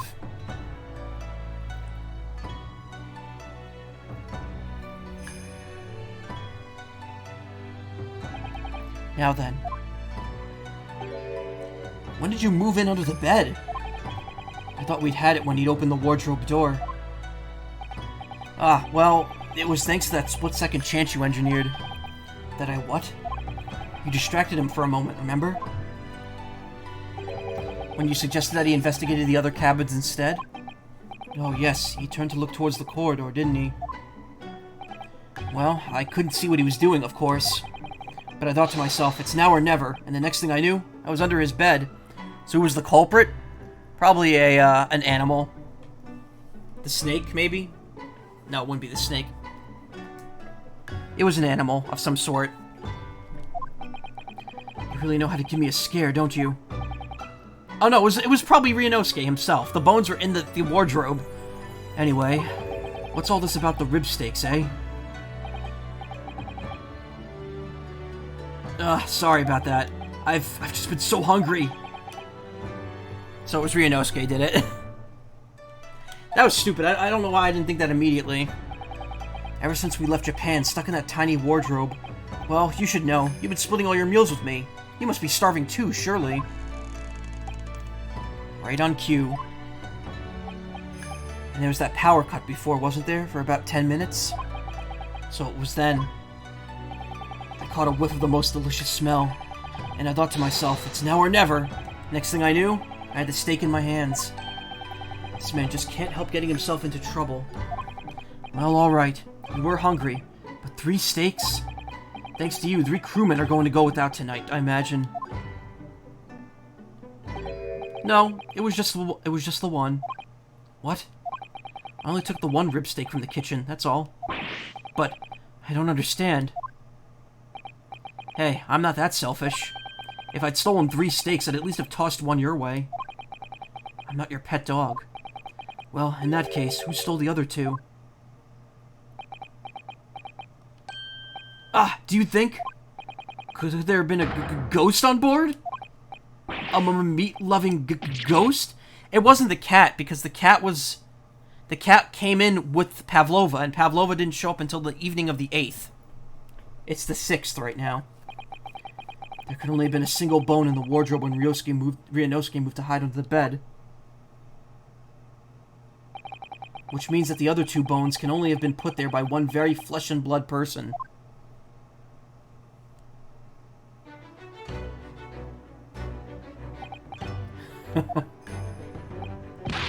What's so funny? We're on a haunted ghost ship. A great detective or a great mischief maker. Either way, I think I'd like to spend a little more time getting to know that man. The great Herlock Sholmes.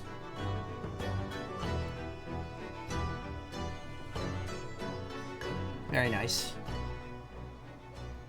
Funny stuff. It was really good, though. It was well written.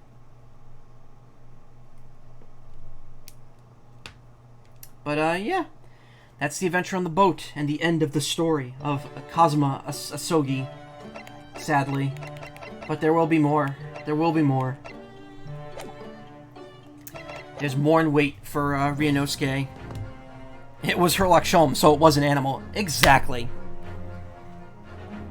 Anyway, it's 4 a.m. Time for me to stop for the night. Thank you all for coming. Thank you for the follows, the watches, whatever y'all do. It's all great. It's good to be back. I'm hoping to stream more this week. Much more. As well as stream this weekend. As I said. I think I may just do a whole week of Ace Attorney Chronicles and try to plow through Case 3 and hopefully most of 4, too. Yeah, no Twewy this week, I think. I don't want to bother getting back into it. I want to try to finish one of these games so I can focus on the other ones. But yeah, I'll be back tomorrow, hopefully. Maybe with a longer stream, too, and more refreshments so I don't fuck out halfway into the stream. But thank you for coming. Watch more streams. Check out twitch.tv/team/wildabandon. Plenty of people streaming right there right now. My auto host will take you to one of them once I go offline. You all have a great evening, and I will see you tomorrow. Good night.